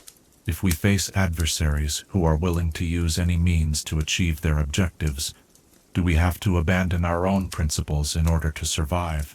The question haunted the Demacian leadership as they struggled to develop responses to threats they had never previously considered. Traditional defensive strategies that relied on fortified positions and superior discipline seemed inadequate against enemies who might employ chemical weapons or other forms of unconventional warfare. The petricite that had protected their civilization for centuries could neutralize direct magical attacks, but it offered no defense against toxins designed to sever the connection between magic users and their abilities. In the frozen wastes of the Freljord, where the brutal realities of survival had always taken precedence over philosophical considerations about the proper conduct of warfare, the lessons of the Noxian-Ionan conflict were absorbed with the pragmatic calculation that characterized all strategic thinking in that harsh land, as he, whose vision of tribal unity had been shaped by years of careful diplomacy and negotiation, found herself reconsidering her approaches to both domestic and international politics in light of what had transpired in distant Ionia. The Avarosans had long prided themselves on their ability to build coalitions through mutual respect and shared commitment to survival, but the Ionian example suggested that such methods might be insufficient when dealing with powers that operated according to entirely different value systems. The chemical weapons that had proven so effective against spiritually enhanced opponents represented a form of warfare that could potentially neutralize the shamanic abilities that many Freljordian tribes depended upon for their survival in the harsh Arctic environment. Sejuani, whose Winter's Claw had always embraced a more direct approach to conflict resolution, saw in the Noxian tactics a validation of her belief that strength was the only reliable foundation for political relationships. Yet even she was troubled by reports of weapons that seemed designed not just to defeat enemies, but to fundamentally alter their nature and capabilities. The idea of combat that left survivors who were no longer recognizable as members of their original culture struck at something deeper than simple military calculation, touching the tribal identity that formed the foundation of Freljordian society. The war's impact on Piltover and Zon was perhaps more complex than its effects on any other region, as the twin cities grappled with the implications of conflict between civilizations that possessed fundamentally different approaches to the relationship between technology and human advancement. The Hextech innovations that had driven Piltovan prosperity depended upon the same kind of spiritual technological synthesis that had made Ionian civilization unique, while the chemical weapons deployed during the war represented applications of scientific knowledge that challenged basic assumptions about the proper purposes of research and development. Heimerdinger, whose long life had given him perspective on the cyclical nature of technological advancement and its potential for both creation and destruction, found himself reconsidering research projects that had previously seemed harmless or even beneficial. The reports of how Ionian magical abilities had been systematically targeted and neutralized suggested that the same scientific principles that enabled Hextech innovation could potentially be weaponized in ways that threatened the very foundations of civilization. If knowledge could be used to sever the connections that made communities possible, then perhaps some forms of knowledge were too dangerous to pursue regardless of their potential benefits. The scholars and inventors of Piltover engaged in heated debates about the responsibilities that came with technological advancement, arguments that often spilled over into the broader political discussions about how their city-state should position itself in a world where distant conflicts could have such far-reaching implications. Some argued for increased military research designed to develop countermeasures against the kind of weapons that had been used in Ionia, while others advocated for international agreements that would limit the development and deployment of such technologies, where the pursuit of knowledge had always been tempered by fewer ethical constraints and more immediate practical concerns. The reaction to the chemical weapons reports was more focused on understanding and potentially replicating the innovations rather than preventing their further development. Victor, whose own experiments with human enhancement had already pushed the boundaries of what many considered acceptable, saw in the Noxian research a validation of his belief that scientific advancement required the willingness to transcend conventional limitations. The lessons learned from Sinj's innovations were studied with the kind of systematic attention that Sonite researchers brought to any potentially profitable discovery, though the applications they envisioned were not necessarily military in nature. The principles that had been used to disrupt spiritual connections could potentially be applied to other forms of enhancement and modification, opening possibilities for human improvement that had never been considered before the war demonstrated their feasibility. For the scattered nations and city-states that had remained neutral during the conflict, the war's conclusion brought both relief and anxiety as they attempted to understand what the new balance of power might mean for their own security and autonomy. The demonstration that even a seemingly invincible empire like Noxus could be forced to accept terms that fell short of its maximum objectives suggested that resistance was possible even against overwhelming odds, but it also revealed the terrible costs that such resistance might require. Bilgewater, whose independence had always depended upon the willingness of its inhabitants to fight with a ferocity that made conquest more expensive than it was worth, found new relevance in the Ionian example of how determination and adaptation could overcome superior technology and organization. Yet the reports of chemical weapons and other forms of asymmetric warfare also suggested that traditional piracy and naval combat might be insufficient against enemies who were willing to employ such methods. The transformation of both Noxus and Ionia would have implications that extended far beyond their immediate sphere of influence, as other nations grappled with the precedents that had been established and the innovations that had been demonstrated. The hybrid warfare techniques developed during the conflict would influence military thinking across Runeterra, while the diplomatic solutions that had ended the war would serve as models for future attempts to resolve conflicts between fundamentally incompatible civilizations. For those who had lived through the war as participants rather than observers, the peace brought challenges that were no less demanding than those they had faced during active combat. Aurelia found herself serving as a symbol of resistance and adaptation for people across Runeterra, who faced their own struggles against foreign domination or cultural transformation. The techniques she had developed for combining spiritual abilities with practical military skills were studied and adapted by resistance movements and military academies alike, while her example of leadership under impossible circumstances inspired those who faced their own crises of identity and purpose. Swain's transformation into something more than human had implications that reached far beyond the immediate political consequences of the war's outcome. His partnership with the demon realm represented a new form of power that combined human intelligence with supernatural capabilities in ways that could potentially reshape the nature of leadership and governance. Other ambitious individuals across Runeterra began to seek similar partnerships, leading to changes in the spiritual and political landscape that would continue to unfold for decades after the war's formal conclusion. The Order of Shadow that had emerged from Zed's break with traditional Kinku principles attracted followers from across the known world, individuals who found in his philosophy a framework for navigating the moral complexities of a reality where conventional approaches to balance and restraint had proven inadequate. The shadow techniques that had been developed during the war spread beyond Ionia's borders, carried by refugees and traders who brought with them not just stories, but actual knowledge of methods that could enhance individual capabilities at the cost of conventional moral constraints. Karma's evolution from spiritual teacher to political leader provided a model for how idealistic principles could be adapted to address practical necessities without being completely abandoned. Her approaches to leadership and conflict resolution were studied by philosophers and statesmen who faced their own challenges in trying to preserve essential values while adapting to changing circumstances. The long-term implications of the war would continue to unfold for generations as the innovation, and adaptations that had emerged from the conflict spread throughout Runeterra and influenced the development of new technologies, new forms of governance, new approaches to international relations, and new understandings of what was possible when civilizations committed themselves to survival, regardless of the costs involved. The children who would grow up in this transformed world would inherit both the capabilities and the burdens that had been created through years of conflict and adaptation.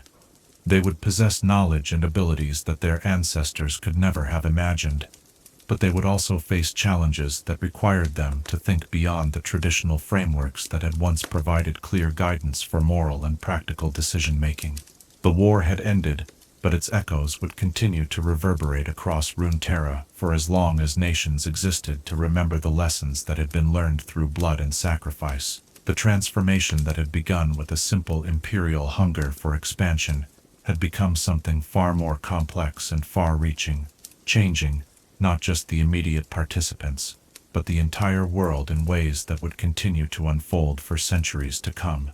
As our journey through this crucible of transformation reaches its conclusion, as we witness how conflict can reshape not just those who fight, but those who merely observe from afar, perhaps we might wonder, what responsibility do we bear for the changes we set in motion, and how do we live with the knowledge that our choices today will echo through generations yet unborn?